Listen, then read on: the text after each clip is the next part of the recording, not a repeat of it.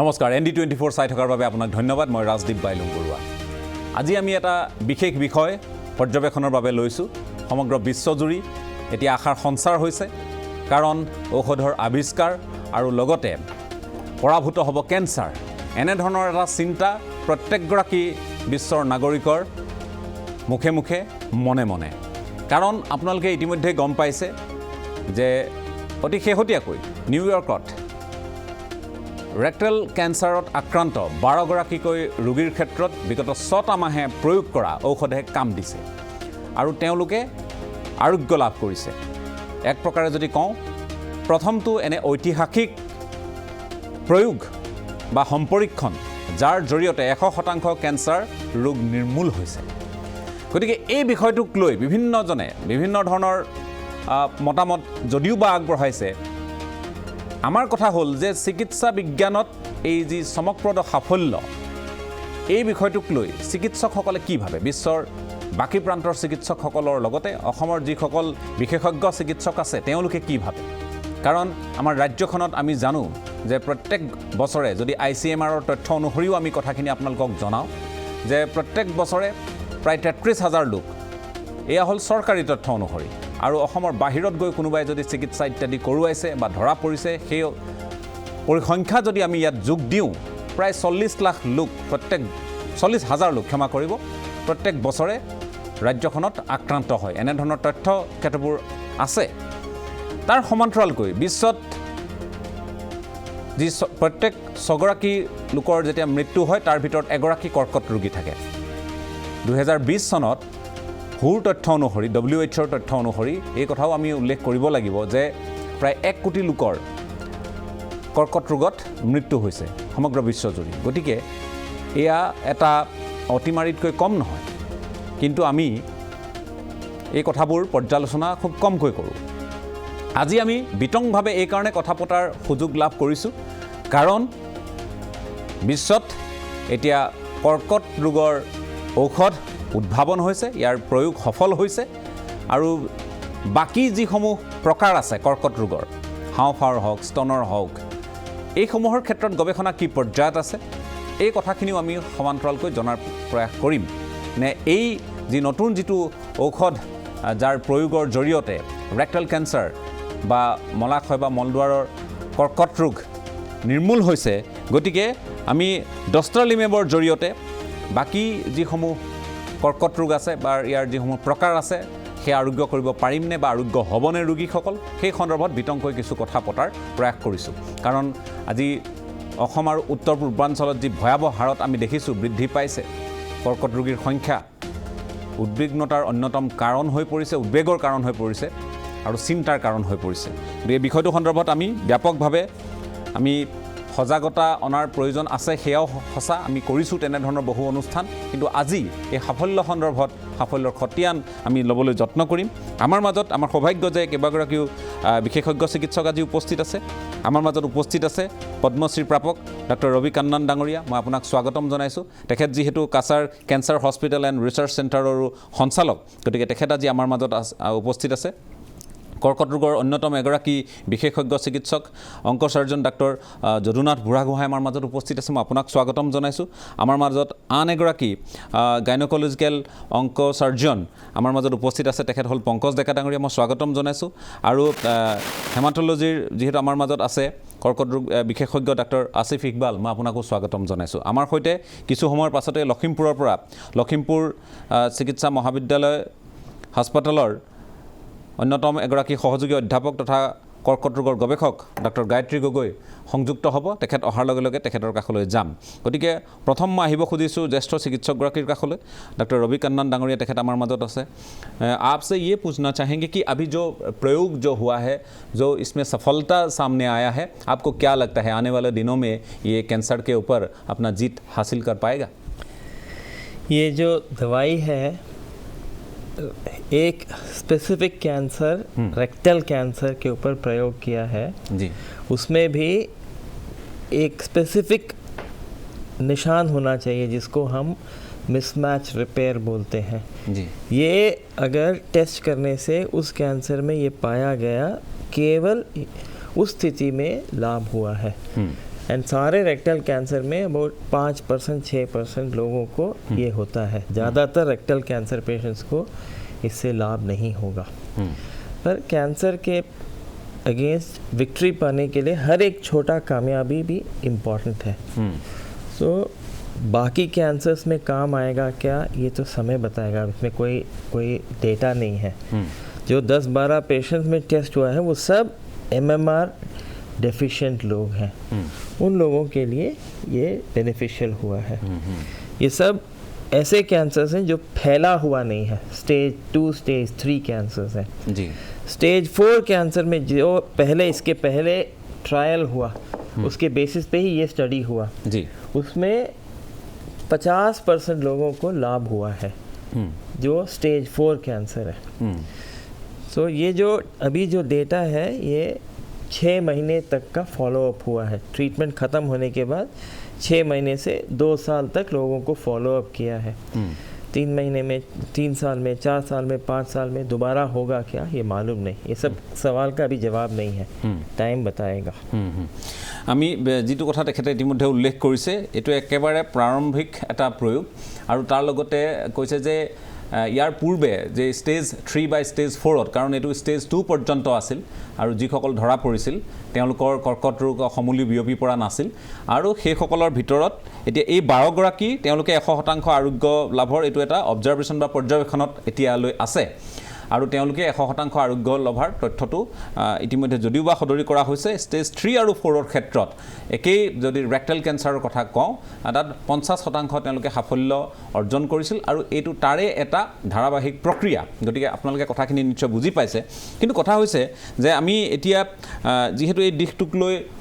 সকলো ফালেই আমি বিশ্বজুৰি আমি দেখিছোঁ এটা যথেষ্ট ইতিবাচক আৰু যোগাত্মক খবৰ বুলি তেওঁলোকে সকলোৱে সদৰি কৰিব খোজে. ৰোগীয়ে কি ক'ব খোজে, গৱেষক চিকিৎসকে কি ক'ব খোজে, সেই আমি অকণমান দেখুৱাই ল'ব খুজিছোঁ যে আমেৰিকাত এই ট্ৰায়েল বা এই প্ৰয়োগ সফল হোৱাৰ পাছত কি কৈছিল অকণমান দেখুৱাই ল'ব খুজিছোঁ.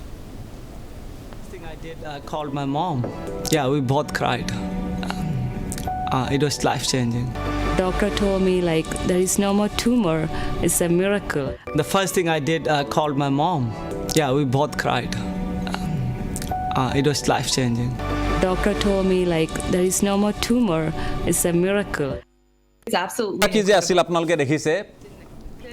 We've never seen this before. It completely eliminated the cancer. The tumors just vanished in all 14 consecutive patients. Even if it's not for all the patients, for that right subset of patients, this potentially represents a new path of therapy. The more we understand about the tumour, the better we can treat it. This paper changes our paradigm, if you like, of managing patients. It's absolutely incredible. ঠিক আছে. ইয়াত এগৰাকী আছিল তেওঁ নিশা ভাৰ্গিজ, তেওঁ ভাৰতৰ আছিল এই 12 গৰাকীৰ ভিতৰত অন্যতম এগৰাকী. আমেৰিকাই আচলতে তেওঁলোকে এটা দীৰ্ঘদিন তেওঁলোকে যি আমি উল্লেখ কৰিবই লাগিব সন্ত্ৰাসবাদৰ বিৰুদ্ধে তেওঁলোকৰ যি যুঁজ কেঞ্চাৰক তেওঁলোকে আটাইতকৈ ডাঙৰ শত্ৰুৰ ভিতৰত তেওঁলোকে ধৰে আৰু আনচাৰ টু কেঞ্চাৰ তেওঁলোকে যিহেতু এই ধৰণে তেওঁলোকে আগবাঢ়িছে আৰু তেওঁলোকে এইটো কথাও কৈছে যে step up to the cancer. গতিকে তেওঁলোকে এই ধৰণে কৰ্কট ৰোগক বিৰুদ্ধে তেওঁলোকৰ আন এখন যুদ্ধ তেওঁলোকে চলাই আছে. গতিকে আমেৰিকাই এই কথাবোৰ যথেষ্ট চিৰিয়াছলি লৈ আছে. সমগ্ৰ বিশ্বৰ ভিতৰত তেওঁলোকে মন কৰিছে যে তেওঁলোকৰ কাৰণে আটাইতকৈ ভয়াৱহ এটা দিশ এই কৰ্কট ৰোগৰ জৰিয়তে উন্মোচিত হৈছে. গতিকে এই যুঁজখন তেওঁলোকে সহজে এৰি নিদিব. 2017 পৰা এই পৰ্যায়ত যিখিনি গৱেষণা চলি আছে সেইখিনি আপোনালোক অৱগত হৈছে. মই যদুনাথ বুঢ়াগোহাঁই আমাৰ মাজত আছে. মই আপোনাৰ কাষলৈ আহিছোঁ. এগৰাকী অংক চাৰ্জন হিচাপে এই সাফল্যটোৰ সন্দৰ্ভত আপুনি কি ক'ব খুজিব আৰু বিতংকৈ আমাৰ সদাশয়ৰ যিসকল দৰ্শক আছে তেওঁলোকে বুজি পোৱাকৈ সহজ সৰল ভাষাত, কাৰণ মেডিকেলৰ আপোনালোকৰ চিকিৎসা বিজ্ঞানৰ যিসমূহ টাৰ্ম বা শব্দ বাক্য আছে যথেষ্ট জটিল, তেওঁলোকে অকণমান সহজ ভাষাত বুজি পোৱাকৈ যদি আপুনি কয়. হয়, ধন্যবাদ.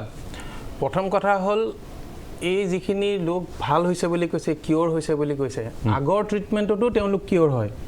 এনেকুৱা নহয় যে আগৰ ট্ৰিটমেণ্টত তেওঁলোক কিয়ৰ হোৱা নাছিলে. আগৰ ট্ৰিটমেণ্টবিলাকতো তেওঁ ফুল্লি কিয়ৰ হৈছে আগৰ ট্ৰিটমেণ্টবিলাকত. কিন্তু তাৰ ইম্পৰ্টেণ্ট কম্পনেণ্টবিলাক যেনেকৈ ৰেডিঅ'থেৰাপি লাগে এইটো কেঞ্চাৰৰ কাৰণে particular, surgery main treatment, surgery লাগিব, উইদাউট চাৰ্জাৰী আমি কিয়ৰ হৈছে বুলি ধৰি ল'ব নোৱাৰোঁ. চাৰ্জাৰী কৰাৰ পিছত বহুতৰ কি হয় পায়খানাৰ ৰাস্তাটো মলৰ দ্বাৰটো পেটত দিব লগা হয় আৰু তেওঁৰ বহুত আৰু এক্সট্ৰা এক্সট্ৰা কেমোথেৰাপি দিব লগা হয় গতিকে ট্ৰিটমেণ্ট ৰিজাল্ট আগতেও আছে আগতেও সেইখিনি মানুহ কিয়ৰ হৈছে কিন্তু তেওঁলোকৰ যিটো ট্ৰিটমেণ্ট ৰিলেটেড কমপ্লিকেশ্যনখিনি আছিলে এই মেডিচিনটো দিয়াৰ পৰা সেইখিনি এভইড কৰিব পাৰিছে যেনেকৈ চাৰ্জাৰী কৰিব লগা নহৈছে ৰেডিঅ'থেৰাপি দিব লগা নহৈছে কেমো দিব লগা নহৈছে সেইকেইটাৰ মেডিচিন দিওঁতে বিশেষ কমপ্লিকেশ্যন হোৱা নাছিলে গতিকে এই ষ্টেজ 2 ষ্টেজ 3 পেচেণ্টখিনি কিয়ৰটো আগতেও আছিলে এতিয়া ষ্টেজ 1 সেইবিলাকৰ ৰিজাল্ট এতিয়াও অপাৰেশ্যন কৰি ট্ৰিটমেণ্ট কৰি 100% কিয়ৰ হয় তেওঁলোকো এনেকুৱা নহয় যে আগৰ ট্ৰিটমেণ্টবিলাকত কিয়ৰ নাই হোৱা নাছিলে না 100 আগৰখিনিতো 100% কিয়ৰ হৈছে এই ট্ৰিটমেণ্টটোত হৈছে কি আমি ট্ৰিটমেণ্ট ৰিলেটেড কমপ্লিকেশ্যনবিলাক এভইড কৰিব বিচাৰিছোঁ বহুত এনেকুৱা মানুহ আছে আগতে কেমোথেৰাপি দিয়া হয় ৰেডিঅ'থেৰাপি দিয়া হয় তেওঁলোকে অপাৰেশ্যন নিবিচাৰে যে মোক অপাৰেশ্যন নালাগে মই এটা এনেকুৱা পেটত পায়খানা ৰাস্তা হোৱাটো মই নিবিচাৰোঁ ধৰি লওক এনেকুৱা অংশত গুচি যায় মলত ওপৰৰ পৰা আহি তলত একেবাৰে য'ত মলত দ্বাৰ হয় তাত পায়খানা টিউমাৰটো আহি যায়গৈ গতিকে অপাৰেশ্যন কৰোঁতে সেইটো বচাব নোৱাৰি সেইফালে পায়খানা ৰাস্তাটো আৰু ৰাখিব নোৱাৰি পেটত ৰাখিব লগা হয় গতিকে সেই মানুহখিনিক মানে এইটোৱে ডেফিনেটলি হেল্প কৰিব মানে ট্ৰিটমেণ্ট ৰিলেটেড কমপ্লিকেশ্যনবিলাক নোহোৱা হ'ব মানুহৰ বিভিন্ন কেমোথেৰাপি ৰিলেটেড কমপ্লিকেশ্যন হয় তো সেই গোটেইখিনি বা চাৰ্জাৰী ৰিলেটেড যি কমপ্লিকেশ্যন হয় দুৰ্বল হয় সেইখিনি এইটোত এভইড কৰিব পাৰিব কিয়ৰটো আগতেও আছিলে এনেকুৱা নহয় যে এই কিয়ৰ নাছিলে আজিকালিও বৰ্তমান বহুত চাইডত যদি আমি প্ৰাৰম্ভিক অৱস্থাত ডায়েগনচিছ কৰিব পাৰোঁ কেঞ্চাৰ কিয়ৰ হ'ব এনেকুৱা নহয় যে কেঞ্চাৰ কিয়ৰ নাই হোৱা আগতে কিয়ৰ হৈ আছে নহ'লে আমি ইমান ট্ৰিটমেণ্ট কৰি আছোঁ ৰিজাল্টে নোহোৱা হ'ব অৰ্থই নোহোৱা হ'ব যে ইমান ট্ৰিটমেণ্ট কৰি আছোঁ ইমান চিঞৰি আছোঁ যে প্ৰাৰম্ভিক অৱস্থাত হ'লে কিয়ৰ হ'ব গতিকে কিয়ৰ আগতেও হৈ আছিলে এতিয়াও হৈছে ডিফাৰেঞ্চটো এইটোৱে যে যিখিনি ৰেডিকেল ট্ৰিটমেণ্ট কৰিব লগা হয় যিখিনিত আমাৰ এইবিলাক আমি এভইড বহুতে কয় যে এইখিনি অকণমান পেইনফুল হয় বহুতে কয় পেইনফুল হয় কেমো ৰেডিয়েশ্যন বা অপাৰেশ্যন এজন যিজনে পাইছে তেওঁলোকেহে বুজাব পাৰিব সেইখিনি কেনেকুৱা অভিজ্ঞতা এটা কেমোথেৰাপিৰ এক্সপিৰিয়েঞ্চ বা ৰেডিয়েশ্যনৰ বা কিন্তু আটাইবিলাক ধৰি লওক অলপতো প্ৰব্লেম হ'বই আমাৰ বিষালে আমি বেজি নলওঁ জানো বেজি ল'লেওতো বিষায়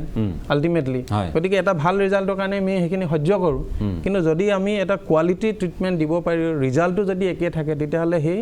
যিটোত ধৰি লওক ইনফিৰিয়ৰ কমপ্লিকেশ্যন হয় সেইখিনি সদায় একচেপ্টেবল হয় যাতে কমপ্লিকেশ্যন কম হয় আমি ৰিজাল্টটো একেই এচিভ কৰিব পাৰোঁ সেইটোৱে ডাঙৰ কথা কিন্তু বৰ্তমান ট্ৰিটমেণ্টটো ধৰি লওক বহুত দিন হোৱা নাই ধৰি লওক মিনিমাম 6 মাহ ফ'ল' আপ হৈছে এতিয়া আমাৰ সময়েহে ক'ব সেইখিনি যে ৰিজাল্টটো কিমান মেইনটেইন আশাৰ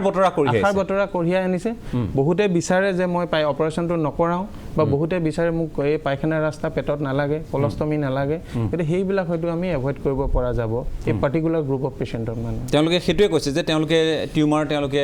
যেতিয়া আকৌ পাছত পৰীক্ষা কৰা হ'ল তেওঁলোকে টিউমাৰ ইত্যাদি তেওঁলোকে পোৱা নাই গতিকে সেইটো তেওঁলোকে কৈছে যে মিৰাকল বুলি কৈছে বহুতে চমকপ্ৰদ এটা নহয় নৰ্মেলিও ৰেডিয়েশ্যন কেমোটো তেনেকুৱা এটা কমপ্লিট চিয়াৰ হয় এৰাউণ্ড 30% মান পেচেণ্টৰ য'ত কেমোথেৰাপি ৰেডিয়েশ্যন দিয়া যায় তেওঁলোকৰো 30% মান এপ্ৰক্সিমেটলি 10 to 13% তেওঁৰ টিউমাৰ নাইকিয়া হৈ যাব অপাৰেশ্যন কৰিলে আমি গম পাওঁ কনভেনশ্যনেল ট্ৰিটমেণ্ট যিটো বৰ্তমান প্ৰচলিত আছে এতিয়া যিখিনি প্ৰচলিত আছে কিন্তু সেইখিনিত ধৰি লওক আপোনাৰ অপাৰেশ্যনৰ ৰিস্ক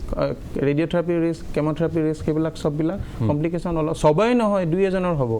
গতিকে সেইবিলাক এভইড কৰিব পৰা যাব প্ৰেজেণ্ট ঠিক আছে মই আমাৰ মাজত যিহেতু আসিফ ইকবাল আছে মই আপোনাৰ কাষলৈ আহিছোঁ ইয়াত এটা গুৰুত্বপূৰ্ণ কথা হ'ল যে আমাৰ কেঞ্চাৰৰ কেইবাটাও প্ৰকাৰ আছে আমি ক'ব পাৰোঁ যে হাওঁফাওৰ পৰা আৰম্ভ কৰি স্তনৰ পৰা আৰম্ভ কৰি এতিয়া আমি ৰেক্টেলৰ পৰা আৰম্ভ কৰি বিভিন্ন ধৰণৰ কৰ্কট ৰোগৰ আছে মুখ গহ্বৰতো হয় সেইখিনিও আছে গতিকে এই গোটেই যিটো এটা যুগান্তকাৰী এটা দিন বুলি অভিহিত কৰা হৈছে আৰু আমি কোৱা বুলিয়ে নহয় এইটো তেওঁলোকৰ নিউয়ৰ্কতো হওক বা বিভিন্ন বিশ্বৰ বিভিন্ন জাৰ্নেলতো প্ৰকাশ পাইছে তেওঁলোকে কথাখিনি তেনেধৰণেই দাবী কৰিছে গতিকে আপুনি কি ক'ব খুজিব আপোনাৰ পৰ্যবেক্ষণে কি কয় এই যোনটো ট্ৰিটমেণ্ট দিছে এইটোক ইমিউনথেৰাপি বুলি কয় আৰু এই ইমিউনথেৰাপিটো চেক পইণ্ট ইনহিবিটাৰ্ছ বুলি কয় এই ক্লাছ অফ মলিকিউল ডষ্টাৰলিমাবটো এটা চেক পইণ্ট ইনহিবিটাৰ এইটো প্ৰথম চেক পইণ্ট ইনহিবিটাৰ নহয় চেক পইণ্ট ইনহিবিটাৰ নিভলুমাব বুলি এটা ঔষধ আহিছে বহুত বছৰৰ আগত পেমব্ৰলিজুমাব বুলি এটা ঔষধ আহিছে এই দুটা ঔষধ এতিয়াও ইণ্ডিয়ান মাৰ্কেটত আছে তাৰ উপৰিও আৰু নতুন নতুন বহুত চেক পইণ্ট ইনহিবিটাৰ্ছ ওলাইছে এতিয়া চেক পইণ্ট ইনহিবিটাৰ চব টিউমাৰত কাম নকৰিব এই পাৰ্টিকুলাৰ জেনেটিক কিছুমান ডিফেক্ট থাকিলে কাম কৰিব আজিকালি আমি কেঞ্চাৰটো ধৰক ৰেক্টেল কেঞ্চাৰ প্ৰষ্টেট কেঞ্চাৰ লাং কেঞ্চাৰ সেনেকৈ কৰাতকৈও আজিকালি আমি মিউটেশ্যন ৱাইজ মানে আমাৰ যোনটো জেনেটিক মিউটেশ্যন আছে সেই জেনেটিক মিউটেশ্যন ৱাইজ আমি ডিফাইন কৰোঁ আৰু তাৰ কাৰণটো এইটোৱে হৈছে যিমানে আমি জেনেটিকেলি এটা কেঞ্চাৰক আমি ডিফাইন কৰিম আমি সেই টাৰ্গেটটো পাই যাওঁ আমি সেই টাৰ্গেটটোৰ এগেইনষ্টত আমি মলিকিউল এটা ব্যৱহাৰ কৰিবলৈ পাই যাওঁ এতিয়া ফৰ এক্সাম্পল আপোনাৰ এইটো চেক পইণ্ট ইনহিবিটৰ ইউৰোথেলিয়াল মেলিগনেঞ্চিত ইউজ কৰে মেলিগনেণ্ট মেলানোমা এটা ধৰণৰ স্কিন কেঞ্চাৰত ব্যৱহাৰ কৰে নন স্মল চেল লাং কেঞ্চাৰতো ব্যৱহাৰ কৰে কিন্তু ইমান দিনে এই ঔষধবোৰ থাৰ্ড লাইন বা ফ'ৰ্থ লাইনত ব্যৱহাৰ কৰি আহিছিলে কিন্তু এইবাৰ মানে প্ৰথমবাৰ আপোনাৰ ট্ৰিটমেণ্ট নকৰা মানে ট্ৰিটমেণ্ট মানে প্ৰথমবাৰৰ কাৰণে ব্যৱহাৰ কৰি পেলাই ইহঁতি এটা স্মল ছাবছেট অফ পেচেণ্টত 12জন পেচেণ্টত ইহঁতি সাফল্য পাইছে একেটা জেনেটিক মিউটেশ্যন আপোনাৰ পেংক্ৰিয়েটিক কেঞ্চাৰ আৰু কিছুমান ছাবছেট গেষ্ট্ৰিক কেঞ্চাৰ মানে ষ্টমাক কেঞ্চাৰতো পোৱা যায় হয়তো এইটোৰ পিছত আমাৰ ফাৰ্ডাৰ ষ্টাডিজ কৰা হ'ব যে আমি বোলে ডষ্টাৰলিমাব বোলে পেংক্ৰিয়েটিক কেঞ্চাৰতো ব্যৱহাৰ কৰিব পাৰিম বা ষ্টমাক কেঞ্চাৰতো ব্যৱহাৰ কৰিব পাৰিম ফাৰ্ষ্ট লাইনত তেতিয়াহে আমি গম পাম যে একচুৱেলি এই ঔষধটোৱে কিমান ভাল কাম কৰিব ইমান দিনে আমি যোনবিলাক ঔষধ ব্যৱহাৰ কৰি আছিলোঁ ধৰক failures of the first line treatment বা ৰিলেপ্স আফটাৰ ছেকেণ্ড লাইন ট্ৰিটমেণ্টত আমি ব্যৱহাৰ কৰোঁ তে সেনেকুৱা ট্ৰিটমেণ্টত স্বাভাৱিকভাৱে ঔষধটোৰ মানে এফিকেচিটো কমি যাব মানে ঔষধটোৱে যিমান ভাল কাম কৰিব পাৰে ফাৰ্ষ্ট লাইনত চবতকৈ বেছি ভাল কাম কৰিব এতিয়া যদি আমি এই 12জন পেচেণ্ট চাফিচিয়েণ্ট নহয় কিন্তু দেই 12জনতকৈ বেছি পেচেণ্ট লাগিব আৰু ষ্টাডিটোৰ এটা লিমিটেশ্যনে আছে যে এইটো এটা প্ৰথম কথা ছিংগল চেণ্টাৰ ষ্টাডি তাৰপিছত 12টা পেচেণ্ট আৰু অনলি 6 মান্থছ ফ'ল' আপ এইখিনি বস্তু চাফিচিয়েণ্ট নহয় এটা ষ্টাডিটোক মানে 100% বোলে কিয়ৰ ৰেট হৈছে বুলি ক'বলৈ এটা লং ডিউৰেশ্যন ফ'ল' আপ লাগিব বেছি নম্বৰ অফ পেচেণ্টছ লাগিব আৰু পেচেণ্টছ লাগিব ফ্ৰম ডিফাৰেণ্ট এথনিচিটিজ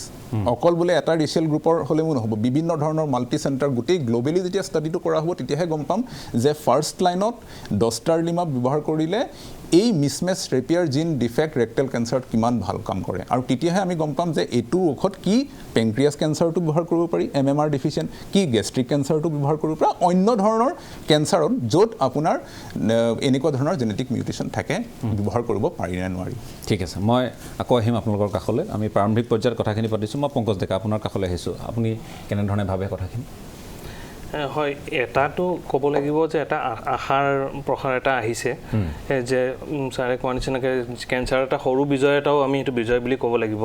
কাৰণ কেঞ্চাৰটো আজি নহয় আমি একদম ডাইন'ছৰৰ দিনৰ পৰাই কেঞ্চাৰটো পাই আহিছোঁ কিন্তু কেতিয়াও ইমানখিনি সফলতা পোৱা নাই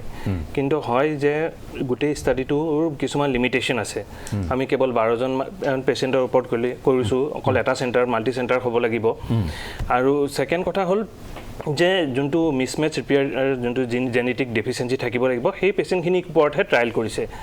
আৰু এটা কথা হ'ল যে ষ্টেজ 3-4 বহুত এডভান্স কেঞ্চাৰৰ ওপৰত ট্ৰায়েল কৰা নাই কিন্তু যেতিয়া এটা যুগান্তৰকাৰী আমি ক'বলৈ হ'লে এনেকুৱা হ'ব লাগিব যে মেজিকেল বা মিৰাকল বুলি ক'বলৈ গ'লে যে যিকোনো কেঞ্চাৰ কিয়ৰ হ'ব পাৰি কিন্তু হেৰিটো নিউজটো তেনেকুৱাও হ'ব নালাগে যে যিকোনো কেঞ্চাৰ কিয়ৰ হ'ব কিন্তু নিশ্চয় হয় এটা ক'ব লাগিব যে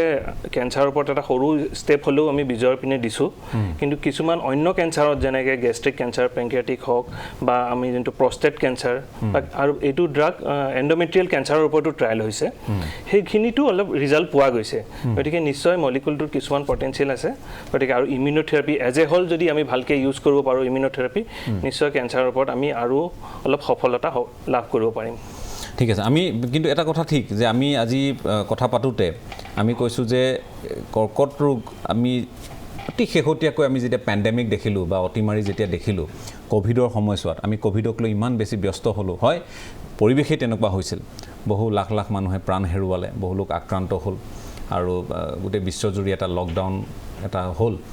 লকডাউন সদৃশ এটা পৰিৱেশ হ'ল অচল হৈ পৰিল এই সময়খিনি যেন অচল হৈ পৰিল কিন্তু তাৰ লগতে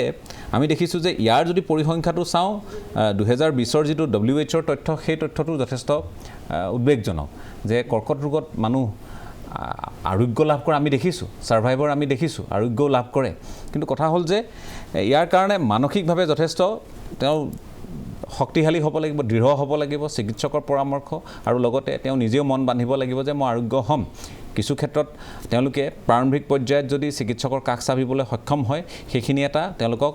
অকণমান তাত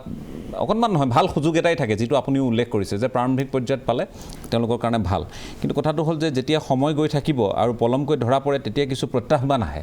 তাৰ পাছতো কিন্তু বহু লোক আমি দেখিছোঁ তেওঁলোকে জীৱন যুঁজত তেওঁলোকে আগবাঢ়ি যাবলৈ সক্ষম হৈছে কিন্তু কথাটো হ'ল মই আকৌ এবাৰ কান্নান ডাঙৰীয়া আপোনাৰ কাষলৈ আহিব খুজিছোঁ जैसे कि अभी असम में तकरीबन 14 अभी कैंसर इंस्टीट्यूट जो टाटा ट्रस्ट के जरिए से उनकी मदद से अभी स्थापन किया गया है उसमें इसलिए क्योंकि नॉर्थ ईस्ट में हो या असम में हो बहुत ज़्यादा कैंसर का प्रभाव देखने को मिला है तो आने वाले दिनों में लोगों को जागरूक करने के लिए उनको सुझाव देने के लिए क्या क्या स्टेप्स मतलब आप लोग ले रहे हैं? जो कैंसर को हम जल्दी आरंभिक स्टेज में धरा पड़ने के लिए हमें जागरूकता चाहिए, पब्लिक में अवेयरनेस चाहिए। दी अदर पॉसिबल दूसरी काम हम कर सकते हैं, स्क्रीनिंग कर सकते हैं। स्क्रीनिंग मतलब जिनको कोई तकलीफ नहीं है उनको परीक्षा करना, उनमें बीमारी है या नहीं देखने के लिए। पर भारत देश के लिए ये अच्छा सुझाव नहीं है। इतना बड़ा पॉपुलेशन है, एक 1.4 बिलियन पॉपुलेशन है, उसमें अगर आधे लोगों को भी 50 मिलियन लोगों को भी स्क्रीन करना ये संभव नहीं है। तो हमारे देश के लिए हर माध्यम से, मीडिया से, डॉक्टर से, स्कूलों में लाइफस्टाइल के बारे में बातचीत करना है। कैंसर क्यों होता है? तंबाकू के कारण, शराब के कारण, सुपारी के कारण,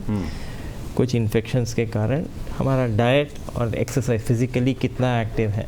यही 4-5 कारण हैं। इनको अगर हम देखभाल करेंगे तो 100 में से 60-70 कैंसर नहीं होंगे। ये अवेयरनेस दिलाना बहुत ज़रूरी है। और फिर कैंसर के जो चिन्ह होते हैं, कहीं पे लक्षण जो भी जो लक्षण होते हैं, इनके बारे में अगर हम बताएंगे तो अभी हॉस्पिटल में देखेंगे 10 सेंटीमीटर का स्तन का कैंसर लेके आते हैं। 10 सेंटीमीटर का कैंसर का इलाज करेंगे, 100 में 40 लोग सुस्त होंगे। पर महिला के स्तन में नहाते समय 1 सेंटीमीटर का ट्यूमर भी स्लिप करेगा, तो अगर 1 सेंटीमीटर का ट्यूमर पकड़ेंगे तो 100 में 90 लोग सुस्त होंगे। तो ये कैंसर का लक्षण क्यूरेबल है, हाईली क्यूरेबल है। तो कैंसर का लक्षण सिखाना है, कैंसर को प्रिवेंट करने का बिहेवियर चेंज सिखाना है। एंड दूसरी बात है, कैंसर जिन कारणों से होता है उन्हीं कारणों से हार्ट अटैक भी होता है, स्ट्रोक भी होता है, डायबिटीज़, हाइपरटेंशन, यही 4-5 कारण से और तमाम बीमारियां होती हैं। तो कैंसर को जब रोकेंगे साथ साथ ये सारे बीमारियां भी रुकेंगे, कम्युनिटी में हेल्थ बढ़ेगा। तो ये अवेयरनेस एक डॉक्टर का या एक प्रोफेशन का काम नहीं है। हेल्थ का प्रोत्साहन करना हर एक सिटीज़न का जिम्मेदारी है। एंड मीडिया हो, सोशल मीडिया हो, इलेक्ट्रॉनिक मीडिया हो, प्रिंट मीडिया हो, पॉलिटिशियंस हो, डॉक्टर्स हो, टीचर्स हो, सबको इसमें एक नेटवर्क करके करना चाहिए। लेकिन साथ ही में ये भी जानना चाहेंगे कि भारत में किस स्तर पर है, जैसे कि न्यूयॉर्क हो या अमेरिका में जो भी हो रहा है, अभी मैंने पहले भी बताया कि आंसर टू कैंसर वो ढूंढ रहे हैं अभी यूएस में, तो भारत में ये जो आपका रिसर्च है किस मुकाम पर है? भारत एक कॉन्टिनेंट है, एक इन पे सबसे अच्छे इलाज होता है, सबसे टॉप क्लास रिसर्च होता है, और दूसरे यहाँ पे ऐसे भी जगह है जहाँ पे कुछ भी मिलना बहुत दुर्लभ है। एज ए नेशन रिसर्च पे अब बहुत सारा एफर्ट आ रहा है, गवर्नमेंट की तरफ से बैराक है, बहुत सारे ऑर्गेनाइजेशंस खड़े हुए हैं जिनमें बहुत सारा रिसर्च हो सकता है। Not only basic sciences research, clinical research also, सारे cancer organisation, hospitals, research centres सब मिला के भारत में एक नेटवर्क खड़ा हुआ है जिसको नेशनल कैंसर ग्रिड बोलते हैं। तो एनसीजी के तहत बहुत सारा रिसर्च हो रहा है। सो जितना अमेरिका में रिसर्च के लिए रिसोर्स जुटाते हैं, ऑब्वियसली हम उतना जुटा नहीं पाएंगे, और हमारे लिए उतना जुटाने की ज़रूरत भी नहीं है। अगर किसी और देश में कुछ अच्छा हुआ है उसको सीख के हमें करने में कोई शर्म की बात नहीं है। हमारे देश के लिए जो रिसर्च क्वेश्चन है वो हमारे रिसर्च हमेशा कॉन्टेक्सचुअल होता है। जिस जगह पे रिसर्च हो रहा है उस जगह के एनवायरनमेंट के कॉन्टेक्स्ट में रिसर्च होता है। So America is an affluent nation, उनके लिए जो प्रॉब्लम्स हैं उस बेसिस पे वो रिसर्च करते हैं। हम एक परिवर्तन, अभी हम ट्रांजिशन में हैं from a developing to a developed country, और हमारी ज़रूरतें बहुत अलग हैं। एंड फॉर दैट जो रिसर्च करना चाहिए वो तो a lot of good research is happening. ঠিক আমি যিখিনি কথা তেখেতৰ সৈতে পাতিছোঁ যে হয় সকলোৰে দায়িত্ব আছে কৰ্কট ৰোগ প্ৰতিৰোধ কৰাৰ ক্ষেত্ৰত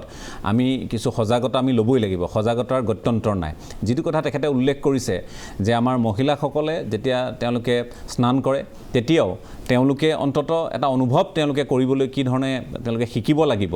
যে 1 সেণ্টিমিটাৰৰ তেওঁলোকে স্তন কেঞ্চাৰ এটা লৈও বা কৰ্কট ৰোগক লৈও তেওঁলোক বৰ বেছি তেওঁলোক উদ্বিগ্ন নহয় বা তেওঁলোকে নাজানে অজ্ঞতাৰ কাৰণে কিছু কথা থাকি যায় গতিকে এই যিবোৰ কথা বতৰা যিবোৰক লৈ সজাগতাৰ প্ৰয়োজন আৰু আমি বাৰম্বাৰ কৈ আছোঁ আমাৰ চেনেলৰ মজিয়াৰ পৰাও কৈছোঁ আমি বিভিন্ন ক্ষেত্ৰত হোৱা সংবাদমেল ইত্যাদি সম্প্ৰচাৰৰ জৰিয়তে বা স্বাস্থ্য মন্ত্ৰণালয়ৰ যিসমূহ নিৰ্দেশনা ইত্যাদিও আপোনালোকে পাইছে যে ভাৰতত বা উত্তৰ পূৰ্বাঞ্চলত সৰ্বাধিক কৰ্কট ৰোগত আক্ৰান্ত লোকৰ মূল যদি আপুনি কেৰুণসমূহ বিচাৰি ফুৰে তেতিয়া আপুনি দেখিব এই কাৰণসমূহৰ ভিতৰত অন্যতম হ'ল ধপাতজাতীয় সামগ্ৰী সেৱন আৰু লগতে যি লাইফষ্টাইল আছে খোৱা বোৱাৰ পৰা আৰম্ভ কৰি তেওঁলোকৰ দৈনন্দিন জীৱন যাত্ৰাৰ এই কথা বতৰাবোৰ ইয়াত নিহিত হৈ থাকে গতিকে সেইখিনিত সজাগতা আনিলে কিছু আমি হয়তো আগবাঢ়িব পাৰিম বা এই ক্ষেত্ৰত এটা পৰিৱৰ্তন আনিব পাৰিম আমাৰ মাজত যিহেতু এই মুহূৰ্তত লখিমপুৰৰ পৰা অংশগ্ৰহণ কৰিছে ডাক্তৰ গায়ত্ৰী গগৈ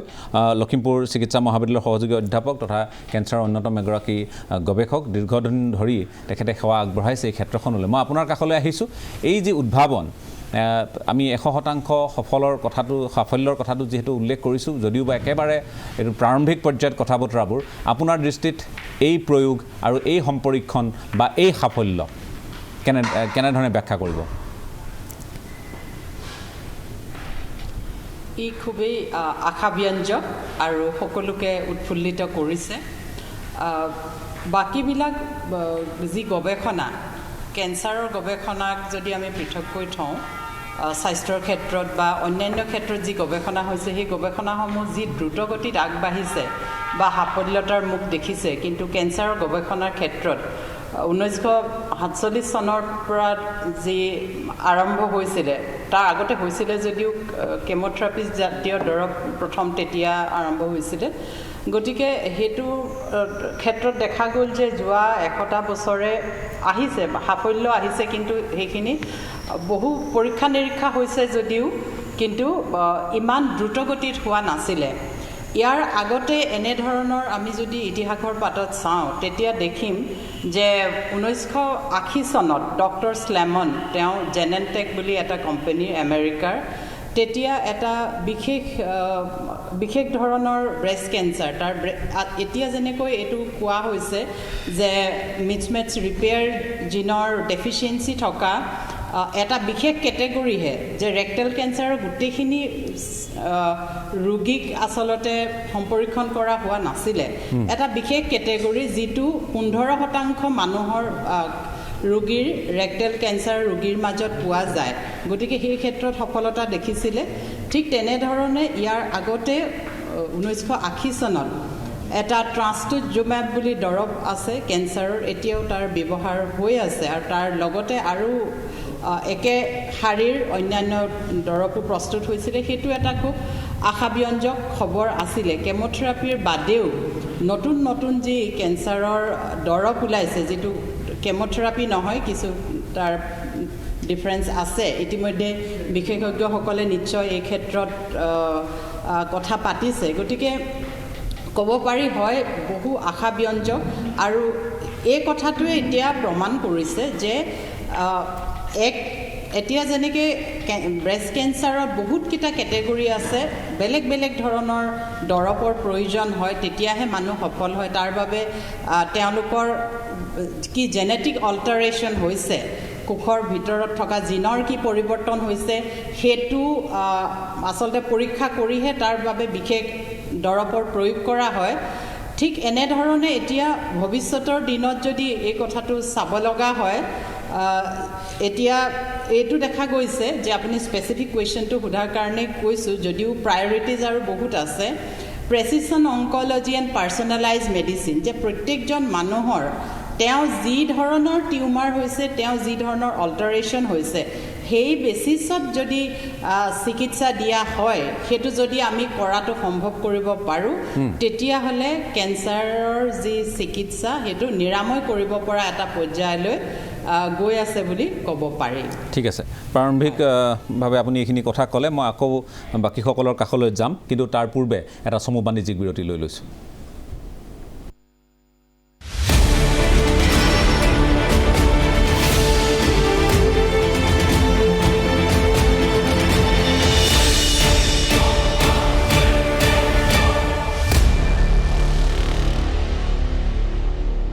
এটা চমু বাণিজ্যিক বিৰতিৰ পাছত আপোনালোকক পুনৰ স্বাগতম জনাইছোঁ আপোনালোকে চাই আছে আজিৰ পৰ্যবেক্ষণত আমি কেঞ্চাৰৰ ঔষধ আৱিষ্কাৰৰ প্ৰসংগটো আমি প্ৰাধান্য দিছোঁ বিষয়টো কথা পাতিব খুজিছোঁ কাৰণ ইতিমধ্যে বহু লোকে প্ৰশ্নও কৰিছে বিভিন্নজনৰ প্ৰশ্ন আৰু যাৰ ঘৰত এই মুহূৰ্তত এই কেঞ্চাৰৰ চিকিৎসাৰ নামত যি ধৰণৰ এক পৰিৱেশৰ সৃষ্টি হৈছে তেওঁলোকেহে বুজে যে এই ৰোগৰ প্ৰাদুৰ্ভাৱ কি পৰ্যায়ত হয় দুৰাৰোগ্য আজিৰ তাৰিখত আমি ক'ব নোৱাৰোঁ দুৰাৰোগ্য বুলি শব্দটোৰ প্ৰয়োগ নহয় এই কাৰণে আৰোগ্য হয় জটিল হ'ব পাৰে কিন্তু দুৰাৰোগ্য শব্দটোৰ প্ৰয়োগ ক্ৰমাৎ কমি আহিছে আৰু এই কাৰণে কমি আহিছে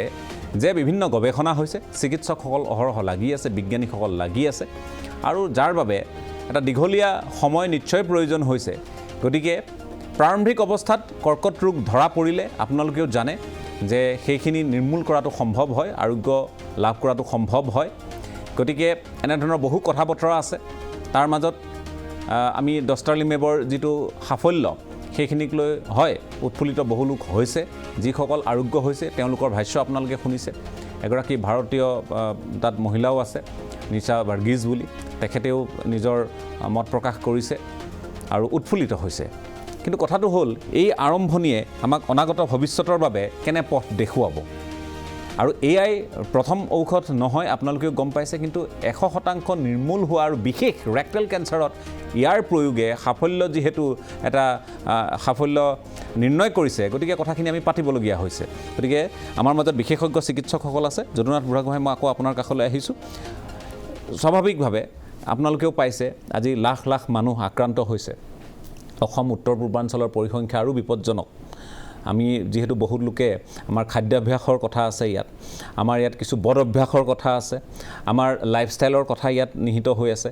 আৰু আমাৰ এটা আওকনীয় মনোভাৱ যে বস্তু কথাবোৰ আওকাণ কৰা অৱজ্ঞা কৰা এনেধৰণৰ এটা চিন্তাও আমাৰ মন মগজুত ক'ৰবাত নহয় ক'ৰবাত আছেই এইটো বিশেষভাৱে আছে এইটো হ'ব টিউমাৰ এটা হৈছে হ'ব এইটো সৰুকৈ কিবা এটা উঠিছে কিন্তু লগে লগে যে চিকিৎসকৰ কাষ চাপিব লাগে সেই কথাবোৰ নোহোৱা কাৰণে বা তেখেতে যি ধৰণে উল্লেখ কৰিলে যে মহিলাসকলে নিজেই নিৰ্ণয় কৰিব পাৰে বা প্ৰাৰম্ভিকভাৱে এটা অনুমান কৰিব পাৰে বা তাৰ যদি সময়ত তেওঁলোকে পৰীক্ষা কৰোৱায় গতিকে স্তন কেঞ্চাৰ হ'লে তেওঁলোকে সেইখিনিও তেওঁলোকে গম পাব পাৰে গতিকে সেইখিনিকো অৱজ্ঞা কৰাৰ এটা প্ৰৱণতা দেখিবলৈ পোৱা যায় গতিকে এই ঔষধ উদ্ভাৱন প্ৰথম নিশ্চয় নহয় কেইবাবিধো ঔষধৰ নাম মই শুনিলোঁ আমি গতিকে আপোনাৰ কাষলৈ আহিছোঁ কেনেধৰণৰ উদ্ভাৱন বিগত সময়ছোৱাত হৈছে আৰু অনাগত সময়ত এই ডষ্টাৰলিমেবে কি এটা মাত্ৰালৈ লৈ যাব কথাবোৰ সেইটো ঠিক কথা কৈছে কিন্তু আমাৰ নিচিনা দেশৰ কাৰণে প্ৰথম কথা হৈছে আমি এৱাৰনেছ বা সচেতন হ'ব লাগিব ডষ্টাৰলিমেবটো বহুত ওপৰত থাকিব মই ভাবোঁ আমেৰিকাৰ যুক্তৰাষ্ট্ৰত কি হৈছে তেওঁলোকৰ 70-80% পেচেণ্ট আৰ্লি ষ্টেজত আহে আৰম্ভণি অৱস্থাত আহে আমাৰ 70-80% এডভান্স ষ্টেজত আহে ডষ্টাৰলিমেবটো আমাৰ বহুত দূৰৰ বস্তু আমাৰ প্ৰথম কথা হৈছে আমি এইটো ৰিভাৰ্চ কৰিব পাৰোঁ নেকি 70-80% ডষ্টাৰলিমেব নোহোৱাকৈ আমি আৰম্ভণি অৱস্থাত আনিব পাৰোঁ নেকি যিটো আমেৰিকাত হৈছে তেখেতলোকৰ ডিকেডৰ পিছত ডিকেড ধৰি এই এৱাৰনেছ প্ৰগ্ৰেম হৈ আছে মানুহবোৰ সচেতন হয় গতিকে তেওঁলোকে আহি সময়মতে ডক্টৰৰ পৰামৰ্শ লৈ কাৰণে আৰ্লি ষ্টেজত তেওঁলোকে ধৰা পেলাই আৰু চিকিৎসা কৰিলে ভাল ৰিজাল্ট হয় গতিকে আমাৰ কিন্তু সেইটো ৰিভাৰ্চ এতিয়া যদি ব্ৰেষ্ট কেঞ্চাৰ যদি 5জন আমেৰিকাত ডায়েগনচিছ হয় তেওঁলোকে হয়তো এজন বচাব নোৱাৰিব পাৰে আমাৰ সেই দুজনৰ ভিতৰত আমি এজনেহে বচাব পাৰোঁ এজন বচাব নোৱাৰোঁ আৰু প্ৰত্যেকবিলাকতে দেখা যায় যে আমি যে এডভান্স ষ্টেজত আপুনি যিটো ক'লে আমি অৱহেলা কৰোঁ আৰু সেইকাৰণে আমাৰ সেই অৱস্থা হৈছে গতিকে ডষ্টাৰলিমেবৰ নিচিনা মেডিচিনে বহুত আশা সঞ্চাৰ কৰিব এটা কেটেগৰীত থাকিব কিন্তু আমি মেইন ফ'কাছ কৰিব লাগে যে আমি মানুহক কেনে আমি সচেতন কৰিব পাৰোঁ কেনেকৈ এৱাৰনেছ আনিব পাৰোঁ কেনেকৈ 10 চেণ্টিমিটাৰ টিউমাৰটো আনি আমি 1 চেণ্টিমিটাৰ কৰিব পাৰোঁ এই ক্ষেত্ৰত আজিও পেচেণ্ট আহে যে দুদিন আগত লৈ আহিছে এজনে মাকক লৈ আহিছে যে দেখাইছে যে মায়ে কৈছে দুদিন আগত মই গম পাইছোঁ চাইছোঁ গোটেই স্তনটো তেওঁ টিউমাৰ হৈ গৈছে কাষলতিটো স্প্ৰেড হৈছে আৰু ডিঙিৰ ওপৰতো আহিছে চ' এনেকুৱা এটা তেওঁ সুধিলেগৈ যে মোৰ 2 বছৰৰ পৰা হৈ আছে বেমাৰটো চিটুৱেশ্যনটো চাওক 2 বছৰৰ পৰা বেমাৰটো জানে কিন্তু এটা ডক্টৰৰ ওচৰত অহা নাই গতিকে এই বস্তুটো আমি চেঞ্জ কৰিলেহে আমি বহুত আশা কৰিব পাৰোঁ নেক্সট ফেজত যদি ৰিচাৰ্চৰ ডষ্টাৰলিমাবৰ কথা আহিব কিন্তু আমি সেই তলৰ ষ্টেজতে পৰি আছোঁ একেবাৰে গতিকে আমাৰ কথাটো হ'ল আমি প্ৰাৰম্ভিক পৰ্যায়ত য'ত যাব লাগে আৰু প্ৰাৰম্ভিক পৰ্যায়ত গ'লে আমাৰ যিখিনি তাত আমি সফল হ'ব পাৰোঁ যে ৰোগ নিৰ্মূলৰ ক্ষেত্ৰত সেই পৰ্যায়টোত আমি নাই আমি বেছিভাগ মানুহ আমি যেতিয়া আমাৰ অৱস্থা জটিল হৈ পৰে আৰু ৰোগে যেতিয়া গোটেই শৰীৰটোলৈ বিয়পি পৰে কৰ্কট ৰোগ যেতিয়া বিয়পি পৰে তেতিয়াহে আমাৰ মানুহবোৰ যাবলৈ আৰম্ভ কৰে আমি মুঠতে মানুহে লাজ কৰে লাজৰ কাৰণে নাহে স্তনৰ কৰ্কট ৰোগ হৈছে নিবিষায় ই বিষায় কেতিয়া বহুত ডাঙৰ হ'লে বিষায় গোটা এটা আছে তেনেকৈ ঘৰত থাকে বিভিন্ন ঘৰৰ কামত ব্যস্ত থাকে যেতিয়া ই ডাঙৰ হৈ পৰে স্কিনত লাগে ভিতৰত যায় তেতিয়া পেইন হয় তেতিয়া ডক্টৰৰ কাষ চাপে কিন্তু সেই আপুনি কোৱাৰ দৰে সৰু এটা চেণ্টিমিটাৰতে যদি 1 চেণ্টিমিটাৰতে আমি দেখালোহেঁতেন তেতিয়াহ'লে হয়তো 10 জনৰ ভিতৰত 9 জনে আমি বচাব পাৰিলোহেঁতেন সেইটো ফালে আমি ৰিজাল্টটো বহুত বেছি ভাল হ'ব ডষ্টাৰলিমাবৰ কথা আপুনি বাদ দিয়ক এতিয়া ডেফিনেটলি নোহোৱাকৈ ভাল হ'ব আৰু ডষ্টাৰলিমাবৰ কষ্ট কিমান 1.5 কোটি মান টকা এটা পেচেণ্টৰ ট্ৰিটমেণ্টৰ কাৰণে এটা ড'জত প্ৰায় 9 লাখ নহয় এইটো 1.5 কোটি এটা ড'জতো ভাল নহয় আপোনাৰ পুৰা তেওঁ 9টা মান ড'জ দিব লাগে 6 মাহত তেতিয়া সেইটো কিয়ৰ হয় মানে এনেকুৱা ৰিজাল্ট পাইছেই আল্টিমেটলি সময়ে ক'ব আমাক কিয়ৰটো আমি ৰেক্টেল কেঞ্চাৰত 5 বছৰ কিমান বাচি থাকিলে আমি হিচাপ কৰোঁ এইটো 5-6 মাহৰ পৰা এইটো 24 মাহ গতিকে 5 বছৰ আমি লেভেল হোৱাই নাই কিয়ৰ বুলি ক'বলৈ এজন ৰোগী আমি কিয়ৰ বুলি কওঁ যদি তেওঁ ট্ৰিটমেণ্ট কৰাৰ পৰা 5 বছৰ জীয়াই থাকিল যদি সেইটো লেভেলত কিয়ৰ হৈছে বুলি আমি এতিয়া ক'ব নোৱাৰোঁ আমাৰ হৈছে যে ৰিজাল্টটো ভাল হৈছে কিন্তু সময়েহে ক'ব ফ'ল' আপ কৰিলে 5 বছৰ কমপ্লিট হ'লে কিমানজন মানুহৰ বেমাৰ নোহোৱাকৈ থাকিল কিমানজনৰ অপাৰেশ্যন লাগিলে এই ছাবছেট অফ গ্ৰুপত কিন্তু আমাৰ মেইন কথাটো হৈছে যে এই early diagnosis, early detection. এটা সৰু এটা টিউমাৰ যদি 1 চেণ্টিমিটাৰ ওলাই গোটেই স্তনটো নুঠালেও হ'ব অকল সেইখিনি উঠালেও হ'ব কিন্তু যদি তাত আপোনাৰ ঘাঁ হৈ যায় 10 চেণ্টিমিটাৰ হৈ যায় গোটেই স্তনটো উঠাব লাগিব গতিকে আপোনাৰ সেইটো এটা ডাঙৰ নহয় জানো যে এনেকৈ অপাৰেশ্যন কৰি মহিলাগৰাকী গোটেই স্তন উঠাব লগা হয় গতিকে ডষ্টাৰলিমাবটো বহুত আশাৰ সঞ্চাৰ হৈছে সেই পাৰ্টিকুলাৰ গ্ৰুপ অফ পেচেণ্ট আৰু যি এফৰ্ড কৰিব পাৰিব আৰু ট্ৰায়েল হ'ব লাগিব আৰু ফ'ল' আপ কৰি আমি 5 বছৰৰ পিছত ৰিজাল্ট কি হয় চাব লাগিব কিন্তু তাতকৈ হৈছে আমাৰ ভাৰতবৰ্ষৰ কাৰণে আমাৰ ডাঙৰ কথা হৈছে মানুহ সচেতন হ'ব লাগিব কিবা এটা হ'লে উপযুক্ত ডক্টৰৰ ওচৰত যে পৰামৰ্শ ল'ব লাগিব আৰু তেতিয়াহে হয়তো আমি হেল্ডি এখন সমাজ গঢ়িব পাৰিম আৰু লগতে যিবিলাক কেঞ্চাৰৰ কজ আছে যি কাৰণে হয় বুলি ভাবোঁ আমি অহৰ্নিশে মিডিয়াতে হওক বা মিটিঙতে হওক কৈ থাকোঁ সেইখিনি যদি আমি লাইফষ্টাইল চেঞ্জ আমি কৰিব তেতিয়াহ'লে আমাৰ এইটো ডাঙৰ ইম্পেক্ট এটা হ'ব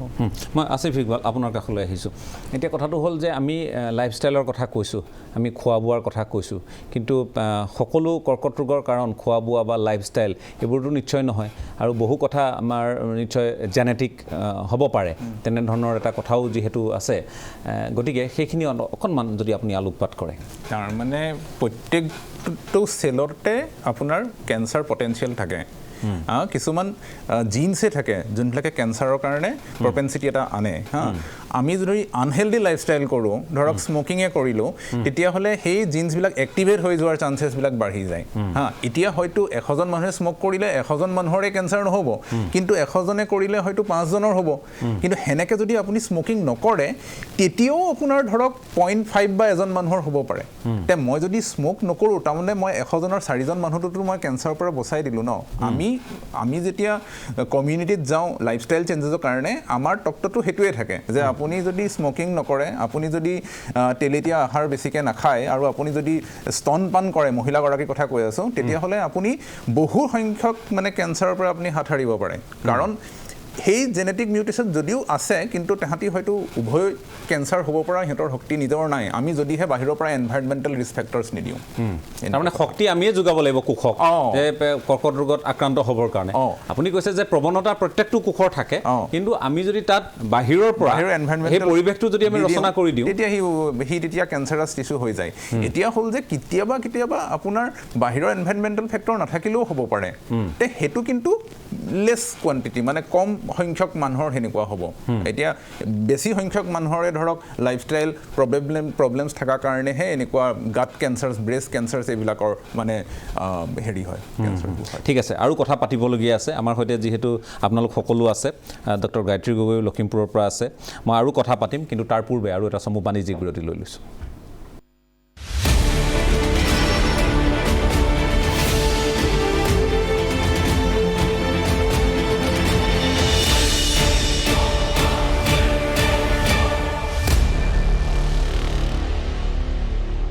এটা চমু বাণিজ্যিক বিৰতিৰ পাছত আপোনালোকক পুনৰ স্বাগতম জনাইছোঁ আপোনালোকে চাই আছে আজিৰ পৰ্যবেক্ষণ আজি আপোনালোকে নিশ্চয় গম পাইছে যে কৰ্কট ৰোগৰ ক্ষেত্ৰত আমি যদি সজাগ আৰু সাৱধান হওঁ এই কথাবোৰ পাতিবলগীয়া পৰিৱেশ নাহে আজি যে আমি ডষ্টাৰলিমেবৰ কথা পাতিছোঁ তেখেতেও উল্লেখ কৰিছে যে ডষ্টাৰলিমেব আমাক প্ৰয়োজনেই নহ'ব যদিহে আমি সজাগ হ'ব পাৰোঁ যদিহে প্ৰাৰম্ভিক পৰ্যায়তে আমি কৰ্কট ৰোগত যদি কোনোবা আক্ৰান্ত হয় সেয়া নিজে ধৰা পেলাব পাৰোঁ বা চিকিৎসকসকলৰ কাষ চাপিব পাৰোঁ লক্ষণসমূহক যদি গুৰুত্ব দিওঁ আৰু কিছু কথা যদি পৰিহাৰ কৰোঁ বিশেষভাৱে অধিক তেখেতে উল্লেখ কৰিছে যে তেলযুক্ত বা খাদ্য ইত্যাদি পৰিহাৰ কৰা আৰু বিশেষকৈ জাংক ফুডৰ কথাটো বহু লোকে কয় কিমান কি কথা মই নাজানো তৎসত্ত্বেও আৰু লগতে আমি ধপাত জাতীয় সামগ্ৰী সেৱন চিগাৰেট ইত্যাদি সেৱন বা মদ্যপানৰ পৰা আৰম্ভ কৰি বিভিন্ন কাৰক ইয়াত নিহিত হৈ থাকে বহু কথা উল্লেখ কৰা হৈছে যে জেনেটিক কিছু কাৰকো ইয়াত থাকে গতিকে এই কথাবোৰ আমি যদিহে কেনেবাকৈ কোনো লোক আক্ৰান্ত হয় তাত ভয় খাবলগীয়া বা আতংকিত হ'বলগীয়া কোনো কথা নাথাকে প্ৰাৰম্ভিক পৰ্যায়ত চিকিৎসকৰ কাষ চাপিলে এই যিটো আমি কৈছোঁ যে যিটো সাফল্যৰ যিটো হাৰ এইটো যথেষ্ট পৰিমাণে বৃদ্ধি পাব আৰু আমি ভাৰতৰ দৰে এখন দেশত এই ধৰণৰ পৰিৱেশ পৰিস্থিতিৰ আমি সন্মুখীন হ'বলগীয়া নহ'ব কিন্তু দুৰ্ভাগ্যক্ৰমে আমি এইবোৰ কথা নুশুনো আমি এইবোৰ কথা নুবুজো আৰু এইবোৰ কথাৰ প্ৰতি আমি গুৰুত্ব নিদিওঁ যাৰ বাবে আমাৰ জ্ঞাতে অজ্ঞাতে আমি কেঞ্চাৰক আমি নিজেই আমন্ত্ৰণ জনোৱাৰ দৰে এটা পৰিৱেশ হয় মই আমাৰ মাজত যিহেতু পংকজ ডেকা আছে মই আকৌ আপোনাৰ কাষলৈ আহিছোঁ আমি যথেষ্টখিনি গুৰুত্বপূৰ্ণ কথা এই মুহূৰ্তত যিহেতু আলোচনা কৰিছোঁ গতিকে আপুনি ইয়াত আৰু কি যোগ কৰিব খুজিব কাৰণ আমি এটা কথা তেখেতেও কৈছে যে স্তনৰ হওক বা আমি বাকী বিশেষকৈ ৰেক্টেল কেঞ্চাৰৰ কথা বাৰু পাতিলোঁ হাওঁফাওঁ হওক বা আন বিশেষকৈ আৰু প্ৰসূতিসকলৰ ক্ষেত্ৰত বিশেষভাৱে এই গোটেই দিশবোৰ মই অকণমান আপোনাৰ পৰা জানিব খুজিম হয় কেঞ্চাৰ একচুৱেলি আমি চবেই কোৱাৰ নিচিনাকৈ যে কিছুমান কেঞ্চাৰ আছে সেইবিলাকৰ স্ক্ৰিনিং আছে যেনেকৈ মুখগহ্বৰৰ কেঞ্চাৰ হওক ব্ৰেষ্ট কেঞ্চাৰ আৰু জৰায়ু মুখৰ কেঞ্চাৰ স্ক্ৰিনিং এনেকুৱা এটা বস্তু যিটো মানে কেঞ্চাৰ হোৱাৰ আগতে মানে প্ৰি কেঞ্চাৰ ষ্টেজতে আমি বস্তুটো ধৰা পেলাব পাৰোঁ আৰু যেতিয়া সেইটো সময়ত ধৰা পেলাব পাৰোঁ তেনেহ'লে কেঞ্চাৰটো আৰোগ্য হোৱাৰ সম্ভাৱনা যথেষ্টখিনি বেছি 90 পৰা 100% হ'ব পাৰে আৰোগ্য হ'ব পাৰে ছেকেণ্ড কথা হ'ল যে ট্ৰিটমেণ্টৰ যিখিনি আমি ৰেডিকেল ট্ৰিটমেণ্ট কৰিব লাগে জৰায়ু মুখত কেঞ্চাৰ হ'লে গোটেই জৰায়ু লগত তাৰ কাষৰ অংশ বা লিম্ফ নোড গোটেইখিনি গুচাব লাগে ব্ৰেষ্ট কেঞ্চাৰত গোটেই ব্ৰেষ্টটো গুচাব লাগে সেইখিনি নোহোৱাকৈ চিম্পল ট্ৰিটমেণ্টত আমি মানুহগৰাকীক বা পুৰুষজনক আমি আৰোগ্য লাভ কৰাব পাৰোঁ কিন্তু তাৰ কাৰণে হ'ব লাগিব যে আমি কেঞ্চাৰৰ বিষয়ে জানিব লাগিব তাৰ লক্ষণবোৰৰ বিষয়ে জানিব লাগিব আৰু তাতোকৈ ডাঙৰ কথা হ'ল যে আমি স্ক্ৰিনিঙৰ বিষয়ে আমি আগতীয়াকৈ ওলাই আহিব লাগিব আমি যেতিয়া স্ক্ৰিনিং কেম্প কৰোঁ মুখগহ্বৰে হওক বা জৰায়ু মুখৰ কেঞ্চাৰৰ কাৰণে হওক চিম্পল পেপস্মিয়াৰ কিছুমান আমি টেষ্ট কেতিয়াবাহে কৰোঁ এইবিলাক ফ্ৰীকেও কৰা যায় তথাপিও আমি আমাৰ কমিউনিটিত মানুহ ওলাই নাহে যদুদাই কোৱা নিচিনাকৈ কিছুমানৰ লাজ কিছুমানে হয়তো সেইটো কাৰণে নাজানে কিছুমানে ভাবে যে মইতো সুস্থই হৈ আছোঁ মই কি কাৰণে কৰিব লাগে গতিকে সেইখিনি নাজানাৰ কাৰণে হয় কি যেতিয়া ধৰা পৰে বস্তুটো এডভান্স ষ্টেজত ধৰা পৰে আৰু ধৰা পৰা সময়তো তেওঁলোকে প্ৰথমতে ডক্টৰৰ ওচৰত ডাইৰেক্টলি নাহে কিছুমান নিজৰ মাজৰ কমিউনিটিৰ মাজত ডিছকাছ কৰে বহুতে এইবোৰতো আছেই হয় তেনেকুৱাবোৰৰ কাৰণে যেতিয়া ধৰা পৰা ষ্টেজটো বহুত আমি লেট ষ্টেজত ধৰা পৰোঁ গতিকে আমাৰ 70 to 80% এডভান্স ষ্টেজতে ধৰা পৰে যিকোনো ধৰণৰ কেঞ্চাৰ কিন্তু সেইবোৰ কেঞ্চাৰ আমি প্ৰি কেঞ্চাৰ মানে কেঞ্চাৰ নহওঁতেও ধৰা পেলাব পাৰোঁ গতিকে এই সমাজত আমাৰ যেতিয়া এইবোৰ কাৰেক্ট হ'ব এডুকেশ্যন বাঢ়িব মানুহৰ লিটাৰেচি বাঢ়িব বা যিকোনো মাধ্যমৰ দ্বাৰা যেতিয়া আমি এইবোৰ নিউজ চবকে জনাব পাৰিম তেনেহ'লে নিশ্চয় এটা দিন আহিব আমাৰ ইমান ব্যয়বহুল ট্ৰিটমেণ্টটো দৰকাৰ নহ'ব খুব প্ৰাৰম্ভিক পৰ্যায়তে ট্ৰিটমেণ্ট কৰি আমি কেঞ্চাৰ জয় কৰিব পাৰিম হয় মই আকৌ আপোনাৰ কাষলৈ আহিম ডক্টৰ গায়ত্ৰী গগৈ মই আপোনাৰ কাষলৈ আহিব খুজিছোঁ আপুনি যিহেতু ইণ্ডিয়ান ইনষ্টিটিউট অফ চায়েন্স বা IISCৰ সৈতে আপুনি দীৰ্ঘদিন ধৰি আপুনি তেওঁলোকৰ সৈতে জড়িত বা আপুনি এই বিশেষভাৱে বহু লোকক সহযোগিতা আগবঢ়াই অহাও দেখিছোঁ মই ব্যক্তিগতভাৱেও বা আপোনালোকে সজাগতাৰ ক্ষেত্ৰত এটা দীঘলীয়া প্ৰয়াস আপোনালোকে অব্যাহত ৰাখিছে গতিকে মই তেখেতকো সুধিছিলোঁ যে কানন ডাঙৰীয়াকো সুধিছিলোঁ যে কি পৰ্যায়ত আমি যদি ভাৰতৰ কথা যদি কওঁ কি পৰ্যায়ত আমাৰ গৱেষণা প্ৰতিৰোধ বা সজাগতা এইবোৰৰ সমান্তৰালকৈ আপুনি এতিয়া এনে এটা পৰিৱেশ যে আপুনি হৈ যোৱাৰ পাছত সজাগ কৰা এনেধৰণৰ কথা বতৰাবোৰ খুব কম হয় এতিয়া ইমান মানুহ বেছি আক্ৰান্ত হৈছে গতিকে আমাক এটা ব্যৱস্থাৰ প্ৰয়োজন হ'ব যাৰ জৰিয়তে চিকিৎসা সম্ভৱপৰ কৰি তোলা আৰু ব্যয়বহুলতকৈ আমি কম টকা পইচাত লোকসকলক যাতে চিকিৎসা ইত্যাদি প্ৰদান কৰিব পাৰোঁ তেনেধৰণৰ কথাও আছে কাৰণ অধিকাংশ লোক দৰিদ্ৰ সীমাৰেখাৰ তলৰ বা দৰিদ্ৰ বা নিম্ন মধ্যবিত্ত আৰু কেঞ্চাৰ হ'ল এটা ব্যয়বহুল এটা চিকিৎসা ব্যৱস্থা এই কথাখিনিও কোৱা হয় যদিও বা স্ক্ৰিনিং ইত্যাদি আজিকালি বহু ক্ষেত্ৰত বিনামূলীয়া বা এনেধৰণৰ কথা বতৰাখিনি তেখেতে কৈছে যে পেপছমিয়াৰ টেষ্টৰ পৰা আৰম্ভ কৰি এইটো সিটো কিন্তু মই আপোনাৰ কাষলৈ আহিছোঁ যে আমি কি পৰ্যায়ত গৱেষণাটো কৰি আছোঁ আৰু বা আপোনালোকে কি পৰ্যায়ত গৱেষণা কৰি আছে বা সেই গৱেষণাই কোন স্তৰলৈ আমাক লৈ যাব পাৰে হয় গৱেষণা সকলো পৰ্যায়তে হ'ব পাৰে কমিউনিটি লেভেলৰ পৰা খুব হাই এণ্ড লেবৰেটৰীলৈকে গৱেষণাৰ কাম হ'ব পাৰে ইণ্ডিয়ান ইনষ্টিটিউট অফ ছায়েন্সৰ লগত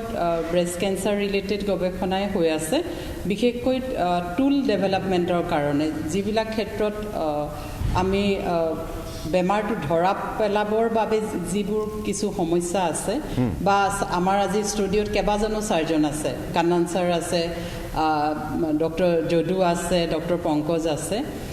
তেখেতলোকে যেতিয়া ব্ৰেষ্ট কেঞ্চাৰ চাৰ্জাৰী কৰে তেখেতলোকে কেঞ্চাৰৰ মাৰ্জিন মানে সম্পূৰ্ণ কেঞ্চাৰৰ কোষটো উঠাই পেলাব লগা হয় যেতিয়া বেছি হৈ যায় বেমাৰটো তেতিয়া সম্পূৰ্ণ উঠাই দিয়া হয় যিটো বেছিভাগ সময়ত অসমত বৰ্তমান মডিফাইড ৰেডিকেল মেষ্টেক্টমি কৰে আৰু তাৰপিছত কাষলতিৰ তলৰ যিখিনি অংশ লিম্ফ নড বুলি কয়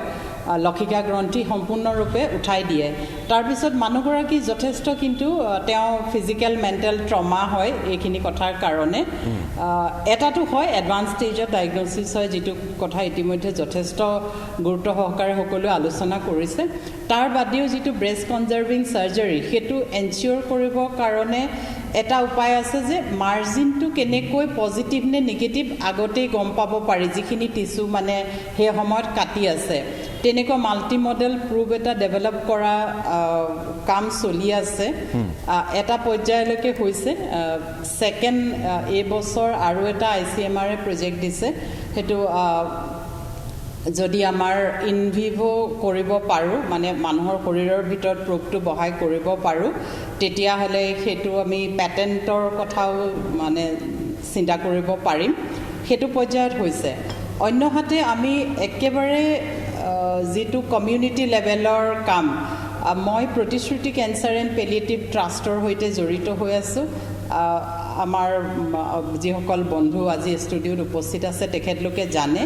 এক বৃহৎ পৰ্যায়ৰ কমিউনিটি লেভেলত সহায় কৰা কাম চলি থাকে এটা হয় সজাগতাটো সাংঘাতিক দৰকাৰ আৰু আমি এই ছাৰ্ভে এটাৰ যোগেদি ৰিচেণ্টলি চাবলৈ ট্ৰাই কৰিছিলোঁ যে আমাৰ যিবোৰ পঢ়া শুনা আমি নপঢ়াখিনি কথা পাতি থাকোঁ পঢ়া শুনা আমাৰ য়াং জেনেৰেশ্যন গ্ৰেজুৱেট ষ্টুডেণ্টৰ মাজত আমি 700 গ্ৰেজুৱেট ষ্টুডেণ্টৰ মাজত এটা ছাৰ্ভে কৰিছিলোঁ যে তেওঁলোকে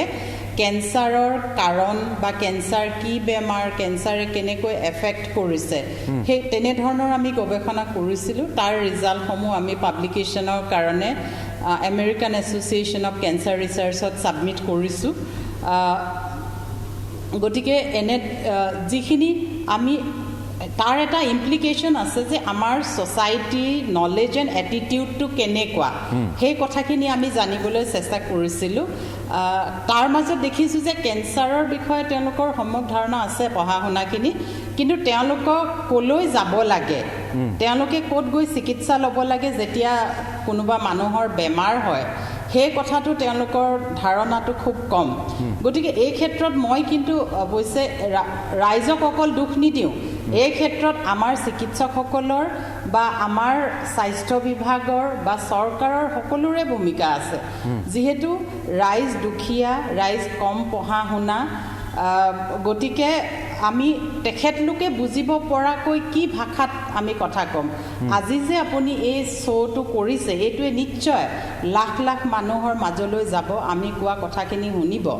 যে এনেধৰণৰ কথা বাৰ্তা এই সংবাদ মাধ্যমতো বহু বেছি পৰিমাণে হ'ব লাগে যাতে ৰাইজৰ মাজলৈ এই বাৰ্তাসমূহ যায় গতিকে এই ইনিচিয়েল এৱেৰনেছৰ বাদেও চিকিৎসাৰ ক্ষেত্ৰত যথেষ্ট অসুবিধা এতিয়াও আছে আজি আমি ধৰক স্ক্ৰিনিং কেম্প এটা কৰিলোঁ কৰাৰ পিছত যিখিনি মানুহৰ ধৰক প্ৰি কেঞ্চাৰাছ কেঞ্চাৰ হ'বলৈ গৈ আছে, দুৱাৰখন মেল খাই গৈছে যে তেওঁ কেঞ্চাৰ হ'ব পাৰে, সেইটো ফেজ পোৱাৰ পিছতো তেওঁ সহজেই কিন্তু বায়'পচিটো বা সহজেই ৰিপৰ্টটো তেওঁ উলিয়াব নোৱাৰেগৈ, যিহেতু সেই সুবিধাবোৰ সকলোতে এতিয়াও হৈ উঠা নাই। সেই মানুহজনে আকৌ অলপ দূৰ ট্ৰেভেল কৰিব লাগে বা কোনোবাই তেওঁক এছিষ্ট কৰিব লাগে যাবৰ কাৰণে। মই ৰিচেণ্ট এটা কথা কওঁ, 31 মে'ত ৱৰ্ল্ড ন' টবেকো ডে আছিলে, সেইদিনাখন আমি ডিব্ৰুগড় জিলাত বিশেষ এক শ্ৰেণী মানুহৰ মাজত অৰেল কেঞ্চাৰ স্ক্ৰিনিং কৰিছিলোঁ। আৰু ইণ্টাৰেষ্টিংলি সেইখিনি পঢ়া শুনাই মানুহ আৰু বিশেষ চৰকাৰী কৰ্মৰ সৈতে জড়িত। তেখেতলোকৰ 40% মানুহ, এইটো বহুত এলাৰ্মিং হয়, 40% মানুহৰ মাজত অৰেল কেঞ্চাৰৰ প্ৰি কেঞ্চাৰাছ লিচনছ, যিটো লিউকোপ্লাকিয়া, এৰিথ্ৰপ্লাকিয়া, সাবমিউকোজাল ফাইব্ৰচিছ, এই ধৰণৰ লিচনছ পালোঁ। আমি পিছত এইটো কৰিলোঁ যে তেওঁলোকক আমিয়ে ফ'ল' আপ কৰি থাকিম, যদি আমি এৰি দিওঁ বেলেগলৈ পঠাই দিওঁ তেতিয়াহ'লে হয়তো তেওঁলোকৰ হেবিট, তামোল খোৱা, ধপাত খোৱা, এই পৰিমাণটো যথেষ্ট বেছি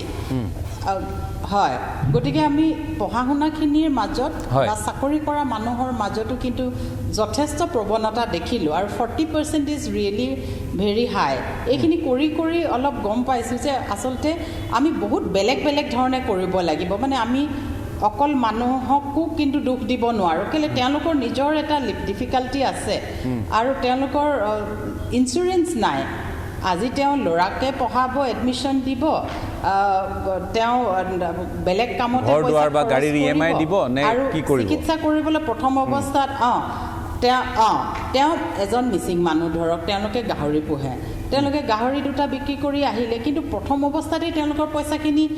খৰচ হ'লেই নহয়। আৰু সেই মুহূৰ্তত ইনভেষ্টিগেশ্যন কৰি থকা ফেজত তেওঁ ঘৰৰ পৰা সেই চেণ্টাৰটোলৈ আহোঁতে বহুত হাজাৰ গ'ল, আৰু তাৰপিছত তেওঁ চিকিৎসা কৰিবলৈ নাপালে, তেওঁৰ হাতত যি পইচা আছিলে চব শেষ হ'ল আৰু তেওঁ উভতি গুচি গ'ল। কিন্তু পিছৰ পৰ্যায়ত তেওঁ অটল অমৃত কাৰ্ডখন বা সেইখিনিয়ে হয়তো কামত দিলেহেঁতেন, তেওঁ সেইটো পৰ্যায়টোৱে নাপালেগৈ নহয়, গতিকে তেওঁ হেল্পলেছ। জটিলতা কিছু আছে, যিহেতু আমাৰ সমাজখনত জটিলতাও আছে, যথেষ্ট আছে। এই বিষয়েও আলোচনা হ'ব লাগে যে আমি ৰাইজক সচেতন কৰিবৰ কাৰণে কি কি বেলেগ বেলেগ পদ্ধতি অৱলম্বন কৰিম। ঠিক আছে, ঠিক আছে, মই আকৌ আপোনাৰ কাষলৈ যাম। হয়, ঠিক আছে, মই আকৌ যাম তেখেতৰ কাষলৈ, অকণমান সমস্যা হৈছে। মই আহিব খুজিছোঁ কানন ডাঙৰীয়াৰ কাষলৈ। जैसे कि अभी हम लोगों ने बात की और गायत्री जी ने जो भी बोले कि ये अलग अलग फेज़ों में इनका परीक्षण होना बहुत ही ज़रूरी है, और आम लोगों तक ये बात पहुंचाना है कि आपको कोई भी तकलीफ़ हो, कोई भी लक्षण आपको मिले, जैसे कि हम बात कर रहे हैं, अखबार में हो, जहाँ पे पत्रिका में हो, वहाँ पे मेडिकल जो भी अस्पताल हो या कहीं पे भी, जागरूकता के लिए जो भी माध्यम आप लोग अपनाते हैं उसमें ये सही तरीके से और बिल्कुल साफ अक्षरों में उनको समझाने की ये कोशिश शायद होनी चाहिए कि वो तुरंत अस्पताल में पहुँचे, स्क्रीनिंग सेंटर में पहुँचे, ताकि इसको पहले ही नापा जा सके और उसके बाद इसके ऊपर सही ढंग से ट्रीटमेंट हो, जिससे वो बच सके। तो इस मामले में मतलब कैसा क्या व्यवस्था आप लोग करें? ये जो कम्युनिटी में अवेयरनेस करना, कम्युनिटी में स्क्रीनिंग करना, सबसे पावरफुल रोल गवर्नमेंट का है। जो गवर्नमेंट का अभी पॉलिसी है सब सेंटर को हेल्थ एंड वेलनेस सेंटर में बदलने का, अभी इसका इम्पैक्ट नहीं पता चलेगा, बिकॉज अभी गठन हो रहा है। पर जब इस्टेब्लिश हो जाएगा, जब काम होगा, 5-6 साल में इसका फ़र्क आएगा। क्योंकि एक तो लोगों को कैंसर के बारे में पता होना चाहिए, जीवन शैली के बारे में पता होना चाहिए, उसके लक्षण पता होना चाहिए। पता होने के बाद एक अस्पताल करीब में होना चाहिए जहाँ आसानी से जाके टेस्ट कर सके। अगर स्तन में गिल्टी है और 200 किलोमीटर दूर जाके देखना है तो रह गया, वो अपॉर्चुनिटी खो देंगे। तो जब ये सारे हेल्थ एंड वेलनेस सेंटर, सारे सब सेंटर्स एक्टिवेट हो जाएंगे, वहाँ जो ANM है, जो आशा है, ट्रेन हो जाएंगी बेसिक स्क्रीनिंग के लिए। क्योंकि हर जगह आप ऑन्कोलॉजिस्ट हो, स्पेशलिस्ट वहाँ पे नहीं हो सकता, और ये संख्या भी नहीं है हम लोग के पास, और ज़रूरत भी नहीं है। जो अर्ली डिटेक्शन का काम है वो तो आसानी से द लोएस्ट हेल्थ वर्कर कर सकते हैं. हमने कछार में आशा कर्मी हो जो भी, हाँ हमने कछार में ये किया था. आशा कर्मियों से पूरे धुलाई में हमने स्क्रीनिंग प्रोग्राम किया था. बहुत लोगों ने इसका आलोचना किया था, पर आशा ने बहुत 50,000 लोगों का लगभग स्क्रीनिंग हुआ. सबका स्क्रीनिंग घरों में हुआ. बहुत उसको जब हमने वैलिडेट किया, डॉक्टर जब देखता है और आशा जब देखता है, मेल बहुत अच्छा था. सो हम the lowest level of health worker को ट्रेन कर सकते हैं ये प्रोग्राम के लिए. ये जैसे ये कारगर साबित भी हुआ है शायद. जैसे कि आपने बोला कि कसार में अगर ये हो सकता है, 50,000 लोगों का स्क्रीनिंग आप लोगों ने किया, आशा कर्मियों ने किया, लोएस्ट लेवल में किया, तो ये कारगर साबित हो सकता है. और गवर्नमेंट को मेरे ख्याल से पूरे राज्य में सोचना चाहिए मतलब इस मामले पर. নাই এইটো হৈছিলে আমাৰ অসমতো হৈছে. আমাৰ অসমৰ NRHMৰ থ্ৰুৱে হৈছিলে. গোটেই অসমত অল অভাৰ ডিষ্ট্ৰিক্ট ৱাইজ ভাগ হৈ গৈছিলে. প্ৰত্যেক মেডিকেল কলেজৰ পৰা গৈছিলে. আমিও গুৱাহাটী মেডিকেল কলেজৰ পৰা গৈছোঁ. গোটেই চবতে আশাবিলাকক ট্ৰেইনিঙো কৰা হৈছে এইটো বিভিন্ন হেৰিৰ লগত. এইটো প্ৰগ্ৰেম হৈছে, এনেকুৱা নহয় যে নাই হোৱা. হয়, মই সেইটোৱে কৈছোঁ যে কাছাৰত এটা ৰাজ্যৰ ভিতৰত বন্ধ হৈ গ'ল. হয়, কিন্তু তাৰ পাছত বাকী অঞ্চলসমূহতো এইটো কোৱা নাই. হয়, আমিও গম পাওঁ যে আপোনালোকৰ ফালৰ পৰাও কেতিয়াবা আমি এটা সংবাদ প্ৰতিষ্ঠান হিচাপে আমাৰ ফালৰ পৰা সহযোগিতা কেতিয়াবা বিচৰা হয়, সেইখিনিত আমি সদায়ে থাকোঁ. এই ক্ষেত্ৰত আমি থাকোৱেই সাধাৰণতে. আৰু সেই ফালৰ পৰা আমি গমো পাওঁ যে এইখিনি কথা বতৰা আগবাঢ়িছে. কিন্তু কথাটো হ'ল যে আৰু যদি ব্যাপক হাৰত কৰিব পৰা যায়, কাৰণ মানুহক আপুনি আগবঢ়াই আনিব পাৰিব লাগিব. যদি জনতাই তেওঁলোকে যদি দুদুল্যমান এটা অৱস্থা থাকে, যাম জানো, কৰিম জানো, এই ধৰণৰ এটা চিন্তা যদি মন মগজুত থাকে, তেতিয়া আপুনি সেই সাফল্যটো আপুনি নিশ্চয় নাপাব প্ৰাৰম্ভিক পৰ্যায়ত. যিয়ে কি নহওক, মই আৰু বস্তুটো মানে অবিৰতভাৱে হৈ থাকিব, অবিৰতভাৱে হৈ থাকিব লাগিব. হঠাৎ কৰিলে এদিন কৰিলে নহ'ব. কোনোবা এটা ডে আহিলে সেইদিনা পাতিলে নহ'ল. গোটেই টেলিভিছনৰ গ'ল, খবৰ কাগজৰ মানুহবোৰ গ'ল, সেইদিনাই সকলো শেষ হ'লে নিশ্চয় নহয়. যিয়ে কি নহওক, মই আৰু এটা চমু বাণিজ্যিক বিৰতি ল'ম, 1 মিনিটৰ বাণিজ্যিক বিৰতি, তাৰপাছত আকৌ আহি আছোঁ.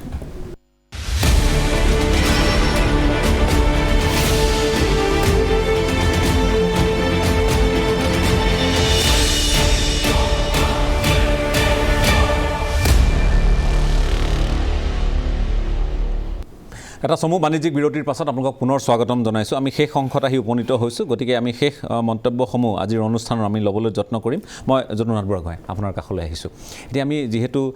আদিৰ পৰা অন্তলৈ আমি গোটেই কথাখিনিত দেখিলোঁ যে আপুনি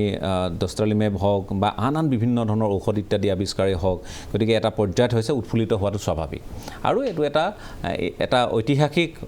সময় বুলি কোৱা হৈছে, মুহূৰ্ত বুলি কোৱা হৈছে, বা চমকপ্ৰদ সাফল্য বুলি কোৱা হৈছে. সেইখিনিতো এটা সৰু এটা আৱিষ্কাৰেও অনাগত ভৱিষ্যতৰ বাবে এটা আমাক শক্তি দিয়ে, সাহস দিয়ে, আৰু লগতে উদ্ভাৱনী চিন্তাসমূহ আমাক দিয়ে. গতিকে আমি ভাবি লৈছোঁ যে ডষ্টাৰলিমেব হওক বা এনেধৰণৰ যিবোৰ শেহতীয়া উদ্ভাৱন হওক, এইখিনিয়ে একেবাৰে নিৰ্মূল কৰা পৰ্যায়লৈ যাতে তেওঁলোকে গৱেষণা সেই পৰ্যায়লৈ যাতে লৈ যাব পাৰে, আৰু প্ৰত্যেকবিধ কৰ্কট ৰোগৰ ক্ষেত্ৰতে যাতে এইখিনিয়ে সফল কাম হয়, সেইটো আমি সকলোৱে বিচাৰোঁ. কাৰণ আমি মানুহৰ দুখ দেখিছোঁ, বেদনা দেখিছোঁ, তেওঁলোকৰ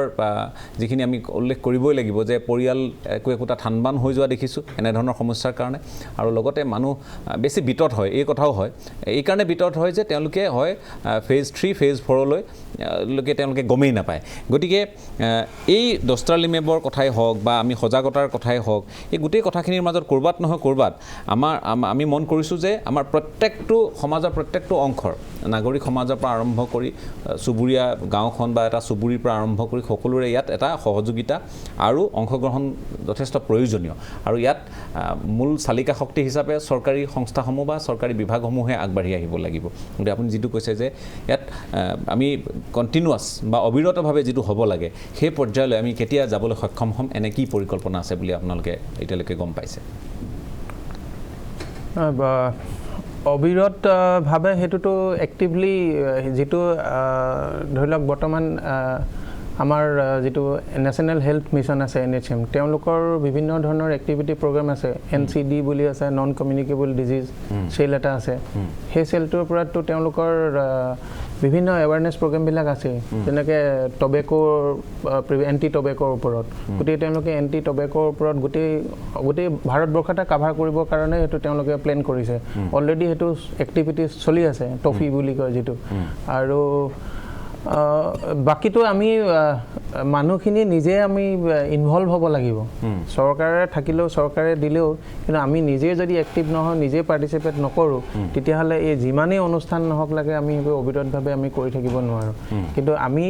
নিজে ইণ্ডিভিজুৱেলি আমি আজি কৰি আছোঁ কাইলৈ কৰি আছোঁ লাষ্টত আমি ধৰি লওক আমি আঁতৰি যাম এনেকুৱা ধৰণৰ হৈ যাবগৈ পাৰে গতিকে আমি নিজে এটা মাৰ বান্ধি এনেকৈ থিয় হ'ব লাগিব আৰু চবেই এজ এ হ'ল এটা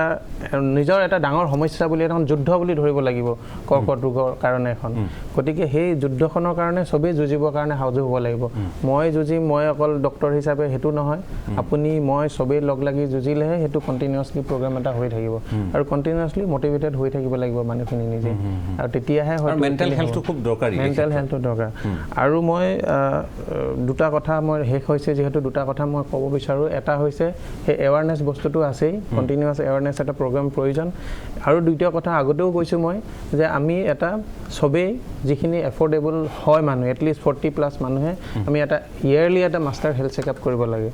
মাষ্টাৰ হেল্থ চেকআপ আমি জানো আমাৰ চিমটমো হোৱা নাই কিন্তু ভিতৰত এনেকুৱা দেখা যাব যে ভিতৰে এনেকুৱা এটা যেতিয়া চিমটম হৈছে সি পাইছেগৈ তেতিয়া অলৰেডি বহুত ডাঙৰ বেমাৰ হৈ গৈছে গল ব্লাডাৰত আমি গম নাপাওঁ তাত কেঞ্চাৰ হৈছে নেকি বহুত পিছলৈ আহি কেতিয়াবা পেইন হ'ব পাৰে কেতিয়াবা জণ্ডিছ হ'ব পাৰে গতিকে আমি কিছুমান যদি ইয়েৰলি এটলিষ্ট যদি আমি নিজে ব্যক্তিগতভাৱে গৈ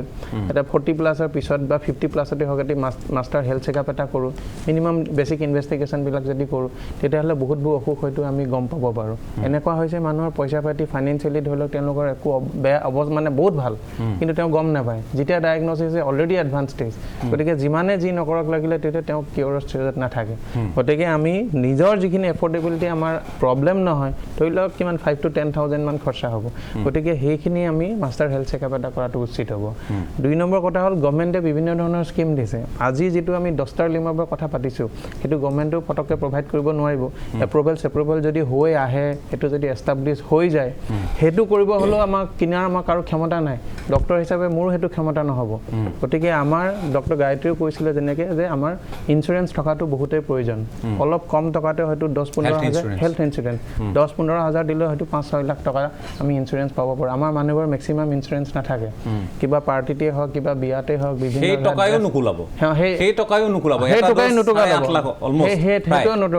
কিন্তু আমি তথাপিতো আমাৰ মানুহৰ এৱাৰনেছটো নাই সেইটোত সেই এৱাৰনেছ আমি অলপ টকা হ'লেও আমি এটা ইঞ্চুৰেঞ্চ আমি হেল্থ ইঞ্চুৰেঞ্চ ফেমিলি কাভাৰৰ কাৰণে থাকিব লাগে বহুতৰ আছে আজিকালি কিন্তু সেইটো বহুত ডাঙৰ প্ৰয়োজন এটা হৈছে হেল্থ চেকআপ এটা মাষ্টাৰ ইয়েৰলি ডায়েবেটিছে হওক থাইৰয়ডে হওক কলেষ্ট্ৰলে হওক আপোনাৰ বাকী বিভিন্ন ধৰণৰ আনুষংগিক থাকে এটা হেল্থ চেকআপ এটা কৰি মই ফিট আছে নাই মই চাব লাগে সেইটো মই কিবা যত্ন ল'ব লাগে নি বিভিন্ন কাৰণত আমি ব্যস্ত থাকোঁ কিন্তু সেইটো মই ভাবোঁ বহুতেই প্ৰয়োজন আৰু প্লাছ হেল্থ ইঞ্চুৰেঞ্চ ঠিক আছে মই আহিব খুজিছোঁ আসিফ ইকবাল কি ক'ব শেষত এই যে আমি 10টাৰ লিমৰ বিষয়ে আমি কথা পাতি আছোঁ এইটো মানে এটা ট্ৰেনজিশ্যন হয় আমি বহুত দিনৰ পৰা বহুত বছৰৰ পৰা আমি পাৰ্চনেলাইজ মেডিচিনৰ ফালে গৈ আছোঁ আমি এতিয়া আজিকালি ৰেক্টেল কেঞ্চাৰৰ কাৰণে স্পেচিফিক ট্ৰিটমেণ্ট বা আমি ব্ৰেষ্ট কেঞ্চাৰৰ কাৰণে আমি বস্তুটো আমি আজিকালি জেনেটিক মিউটেশ্যন ছাবটাইপ কৰি পেলাই আমি এইটো পাৰ্চনেলাইজ মেডিচিন ব্যৱহাৰ কৰি আছোঁ আৰু সেইটো সকলো কেঞ্চাৰ বিধতে আমি এনেকুৱা হৈছে এতিয়া আজিকালি ধৰক প্ৰষ্টেট কেঞ্চাৰৰে বহুত বেলেগ ট্ৰিটমেণ্ট এতিয়া 5টা যদি আপোনাৰ ষ্টমাক কেঞ্চাৰ হয় 5টা ষ্টমাক কেঞ্চাৰৰ পেচেণ্টৰ ট্ৰিটমেণ্ট বেলেগ এইটো আমি পাৰ্চনেলাইজ মেডিচিন বুলি কওঁ বা প্ৰেচিশ্যন মেডিচিন বুলি কওঁ আজি আমি যোনটো সাফল্য যোনটো দেখাইছে এইটো ভেৰি ইনিচিয়েল ফেজেছত আৰু কিন্তু we are actually going through that মানে নাও আৰু আগন্তুক দিনত হয়তো আমাৰ এনেকুৱা হ'ব যে আমাৰ প্ৰত্যেকজন পেচেণ্টৰে ট্ৰিটমেণ্ট স্পেচিফিক হ'ব আৰু হৈও আহিছে আমি দেখিছোঁ প্ৰত্যেকটো বেমাৰতে আমাৰ এতিয়া বিভিন্ন ধৰণৰ টাৰ্গেটছ আছে আৰু বিভিন্ন ধৰণৰ মলিকিউলছ আহি গৈছে আৰু সেইটো কাৰণে দুটা বস্তু লাভ হ'ব এটা বস্তু কিউৰেবিলিটিটো বেছি হৈছেই ছাইড ইফেক্ট অফ ট্ৰিটমেণ্টটো বহুত গুণে কমি গৈছে আমি আগতে যোনবিলাক কাৰা কেম'থেৰাপি ব্যৱহাৰ কৰিব লগা হৈছিলে ডাঙৰ চাৰ্জাৰী কৰিব লগা হৈছিলে এতিয়া হয়তো আস্তে কমি যাব আৰু যদুদাই যোনটো কথা ক'লে যে আপোনাৰ যে ঔষধৰ দামটো বহুত বেছি ঔষধৰ দামটো সদায় ইনিচিয়েলি বেছিয়ে থাকে কিন্তু যেতিয়া ঔষধটো এতিয়া এইটো ফেজ 2 ট্ৰাইলৰ ডেটা দেখাইছে ফেজ 3 হ'ব তাৰপিছত মাৰ্কেটলৈ আহিব আল্টিমেটলি ঔষধৰ দাম কমি যাব এইটো কাৰণে ইঞ্চুৰেঞ্চ কৰাটো খুব বেছি প্ৰয়োজন এতিয়া ইঞ্চুৰেঞ্চৰ টকাৰে বেষ্ট অফ দ্য ট্ৰিটমেণ্টেই এফৰ্ড কৰিব পৰা যায় আমি ধৰক এজন মানুহে যদি থুলমূলকৈ ধৰক 15-20 লাখৰ যদি এটা ইঞ্চুৰেঞ্চ কৰি থৈ দিওঁ তেতিয়াহ'লে হয়তো মেক্সিমাম ট্ৰিটমেণ্ট এফৰ্ড কৰিব পৰা যায় সেই ট্ৰিটমেণ্ট ভিতৰত ঠিক আছে মই ধন্যবাদ জনাইছোঁ মই আহিব খোজোঁ ডেকা ডাঙৰীয়া আপোনাৰ কাষলৈ আহিছোঁ শেষত কি ক'ব আপুনি হয় নিশ্চয় সকলোৰে কাৰণে গোটেই বিশ্ববাসীৰ কাৰণে এটা আশাৰ সঞ্চাৰ যে কেঞ্চাৰৰ কিবা এটা চাগে আমি দৰৱ এটা পাইছোঁ কিন্তু ডেফিনেটলি চবেই কোৱাৰ নিচিনা এইটো specific sub group of rectal কেঞ্চাৰত হৈছে নেক্সট ফেজত আমি যাব লাগিব ইয়াৰ যিহেতু সেম মিউটেশ্যন আমি পোৱা যায় গেষ্ট্ৰিক কেঞ্চাৰ হওক পেংক্ৰিয়াটিক কেঞ্চাৰ হওক বা অন্য যেনে হ'লে আমাৰ ব্লাডাৰ কেঞ্চাৰ এইবিলাকতো পোৱা যায় গতিকে এইবোৰ ৰিচাৰ্চ কণ্টিনিউৱাছলি এটা ৰিচাৰ্চ যোনটো হয় সেইটো চলি থাকিব লাগিব ইয়াৰ পিছতো নিশ্চয় বহুত নতুন মলিকুল আহিব কিন্তু তাৰ মাজতে আমাৰ সজাগতাটো আমি সদায় ৰাখিব লাগিব কেঞ্চাৰৰ বিষয়ে সজাগতা হ'লেহে আমি নিশ্চয় গোটেই সমাজখনক কেঞ্চাৰৰ পৰা মুক্ত কৰিব পাৰিম মুক্ত কৰিব নোৱাৰিলেও আমি আৰ্লি ডায়েগনচিছ সদায় সেইটোৱে আমাৰ প্ৰায়ৰিটি যে যিমান আগতীয়াকৈ আমি চিকিৎসাটো কৰাব পাৰোঁ প্ৰথমতে যাতে ধৰা পেলাব পৰা হয় সেইটো ডাঙৰ কথা সেইটোৱে ইম্পৰ্টেণ্ট মই ধন্যবাদ জ্ঞাপন কৰিছোঁ মই ডক্টৰ গায়ত্ৰী গগৈ আপোনাৰ কাষলৈ আহিব খুজিছোঁ যে শেষত আমি যিহেতু আলোচনা কৰিছোঁ এটা ঘণ্টাৰ ভিতৰত এই কথাখিনি পাতিবলগীয়া হৈছে গতিকে হাতী মাৰি ভুৰুকাত ভৰাবলগীয়া কথা আৰু আমি যদি কওঁ যে এটা প্ৰকাৰৰ ওপৰত এটা আলোচনা হ'ব পাৰে দীঘলীয়া আলোচনা হ'ব পাৰে আৰু মানুহক সজাগ কৰিব পৰা বা লক্ষণসমূহৰ ওপৰত বিশ্লেষণ কৰিব পৰা আমি সেই যিটো কথা ক'লোঁ আজি এটা ঘণ্টাত আমি ইমানবোৰ কথা পাতিছোঁ গতিকে আমি আৰু দীঘলীয়া সময়লৈ এটা প্ৰকাৰৰ ওপৰত কথা পাতিব পাৰোঁ নিশ্চয়কৈ গতিকে মই আপোনাৰ কাষলৈ আহিছোঁ শেষত আপুনি আৰু কি মন্তব্য কৰিব খুজিব থেংকছ টু ডক্টৰ লিমাপ যে সেই কথাটোৰ কাৰণেই আজি এই হয়তো ৰাজদীপ বাইলুঙে আদাৰৱাইজ যদিও আগতে কৰিছে এইটো আৰু এডিশ্যনেল প্ৰগ্ৰাম আজি নকৰিলেহেঁতেন নিশ্চয় আজি যিখিনি আলোচনা হৈছে Ravi Kannan sir doctor Pankaj doctor Jadu doctor Asif Iqbal প্ৰত্যেকেই অত্যন্ত গুৰুত্বপূৰ্ণ তেওঁলোকৰ নিজৰ জীৱনৰ অভিজ্ঞতাৰে পৰিপুষ্ট যিখিনি কথা ক'লে যদি আমাৰ অসমৰ ৰাইজে বা ভাৰতৰ বিভিন্ন ঠাইত থকা আমাৰ দৰ্শকে এই কথাখিনি শুনিছে তেওঁলোকে অনুধাৱন কৰিব পাৰিছে যে প্ৰত্যেকজন চিকিৎসকে বা আপুনি সাংবাদ জগতৰ ফালৰ পৰাও কি ধৰণে নিজৰ পদক্ষেপ লৈছে আৰু প্ৰতিজন ব্যক্তিয়ে সমাজৰ যিহেতু এটা বৃহৎ সমস্যা আৰু উত্তৰ পূৰ্বাঞ্চলৰ কাৰণে চবেই জানে যে কেঞ্চাৰ কেপিটেল বুলি কোৱা হৈছে নেশ্যনেল এভাৰেজতকৈ উত্তৰ পূবত বেছি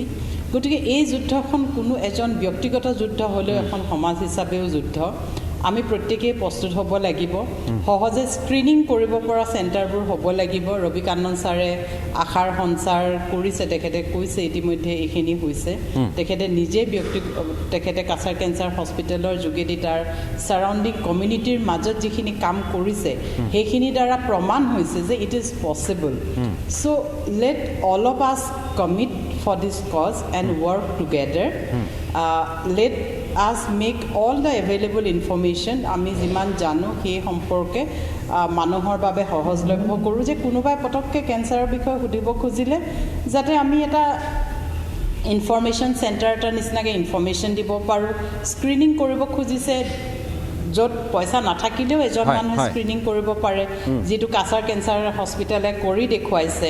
চিকিৎসা যেনেকৈ কাছাৰ কেঞ্চাৰ হস্পিটেলে যে পইচা নহ'লেও এজন মানুহে কিন্তু চিকিৎসাৰ পৰা বঞ্চিত নহয় তেনেকুৱা এফৰ্টবোৰ বিভিন্ন সংগঠনে বা সমাজ হিচাপে প্ৰত্যেকেই ল'ব পাৰে যে কোনোবা এজন যদি বঞ্চিত হৈছে তেওঁক আমি কেনেকৈ সহায় আগবঢ়াব পাৰোঁ তেনেকৈ মই ব্যক্তিগতভাৱে হোৱাৰ উপৰিও প্ৰতিশ্ৰুতি কেঞ্চাৰ এণ্ড পেলিয়েটিভ ট্ৰাষ্টৰ যোগেদি যিমান পাৰিছোঁ বিভিন্ন ধৰণে সহায় কৰাৰ চেষ্টা কৰিছোঁ তাৰ সৈতে আমাৰ আজি ইয়াত ষ্টুডিঅ'ত উপস্থিত থকা প্ৰত্যেকজনো এই ক্ষেত্ৰত যদি কেতিয়াবা আমি ৰিকুৱেষ্ট কৰিছোঁ তেওঁলোকে বিনামূলীয়াকৈ চাইছে ফোনতে সেই ৰিপৰ্টটো কৰি দিছে ঠিক তেনেধৰণৰ এটা খুব মানে পৰিৱেশ এটা সৃষ্টি উঠিব লাগিব হ'ব লাগিব মই ধন্যবাদ জ্ঞাপন কৰিছোঁ যিটো সময় এই ক্ষেত্ৰত আমি সহায় বিচাৰিম মই ধন্যবাদ জ্ঞাপন কৰিছোঁ আপোনালোক সকলোৰে সহযোগিতাৰ বাবে আপোনালোক ব্যস্ত মই জানো আৰু সকলোৱে জানে দৰাচলতে আপোনালোকে এই মুহূৰ্তত যিটো মই উল্লেখ কৰিবই লাগিব যে স্বাস্থ্য সেৱা পৰম সেৱা আৰু আপোনালোকে সেই সেৱা আগবঢ়াই আহিছে ৰোগীসকলক সকাহ দিয়াৰ পৰা আৰম্ভ কৰি তেওঁলোকক সজাগ কৰাৰ পৰা আৰম্ভ কৰি তেওঁলোকক বিধি বিধান দিয়াৰ পৰা আৰম্ভ কৰি বিভিন্ন অন্যান্য ক্ষেত্ৰত আপোনালোক নিয়োজিত গতিকে এই ব্যস্ততাৰ মাজত আপোনালোক সকলো ইয়াত উপস্থিত থাকিলে বিশেষকৈ আমাৰ মাজত পদ্মশ্ৰী ৰবি কান্নান ডাঙৰীয়া আজি উপস্থিত থাকিলে অতি ব্যস্ত এগৰাকী ব্যক্তি তেখেত আহিল আমাৰ মাজলৈ যদুনাথ বুঢ়াগোহাঁই আছিফ ইকবাল বা পংকজ ডেকাৰ লগতে ডক্টৰ গায়ত্ৰী গগৈ লখিমপুৰত থকাৰ পাছতো আমি তেখেতৰ কাষলৈ আমাৰ সতীৰ্থক প্ৰেৰণ কৰিলোঁ গতিকে আপোনালোকে গুৰুত্বপূৰ্ণ বহুখিনি কথা কৈছে আৰু ডষ্টাৰলিমেবৰ কাৰণে আজি আমি বহিছোঁ এই কথাও হয় আমি যোৱা 29 এপ্ৰিলত কৰ্কট ৰোগ সন্দৰ্ভত কথা পাতিছিলোঁ য'ত পংকজ ডেকাও উপস্থিত আছিল গায়ত্ৰী গগৈ উপস্থিত আছিল আৰু ডক্টৰ অশোক দাসকে প্ৰমুখ কৰি কেইবাগৰাকীও বিশিষ্ট আৰু বিশেষজ্ঞ চিকিৎসক উপস্থিত আছিল গতিকে আমি মাজে সময়ে এইবোৰ কথা পাতোঁ আৰু পতা উচিত বুলি আমি ভাবোঁ আৰু দায়বদ্ধ এটা সংবাদ মাধ্যম হিচাপে অনাগত সময়লৈ এই সজাগতাৰ যুঁজখনত আমি আছোঁ কাৰণ আমি চিকিৎসা দিব নোৱাৰোঁ আমি সজাগ কৰিব পাৰোঁ গতিকে সংবাদ মাধ্যমৰ দায়িত্ব আমি নিষ্ঠাৰে আমি পালন কৰিম দায়বদ্ধতাৰে পালন কৰিম আপোনালোকে কিবা পৰামৰ্শ থাকিলে আমাক জনাব বা কিবা বিষয়ত বিশেষকৈ এনে এটা আমি যদিহে আমি যিহেতু প্ৰত্যেকেই মানৱদৰদী আৰু আমি সমাজখনৰ বাবে আমাৰ কৰিবলগীয়া আছে আপোনালোকেও যদি ভাবে যে এই বিষয়টো আমাৰ জৰিয়তে ৰাইজৰ মাজলৈ যাব লাগে আপোনালোকে ক'ব আমি নিষ্ঠাৰে সেই দায়িত্ব পালন কৰিবলৈ প্ৰস্তুত আছোঁ আৰু সেই প্ৰতিশ্ৰুতিৰে আৰু এটা ভাল যোগাত্মক চিন্তা আৰু চেতনাৰে মই সকলোকে পুনৰবাৰ ধন্যবাদ জ্ঞাপন কৰি আজিৰ পৰ্যবেক্ষণৰ পৰা বিদায় লৈছোঁ ধন্যবাদ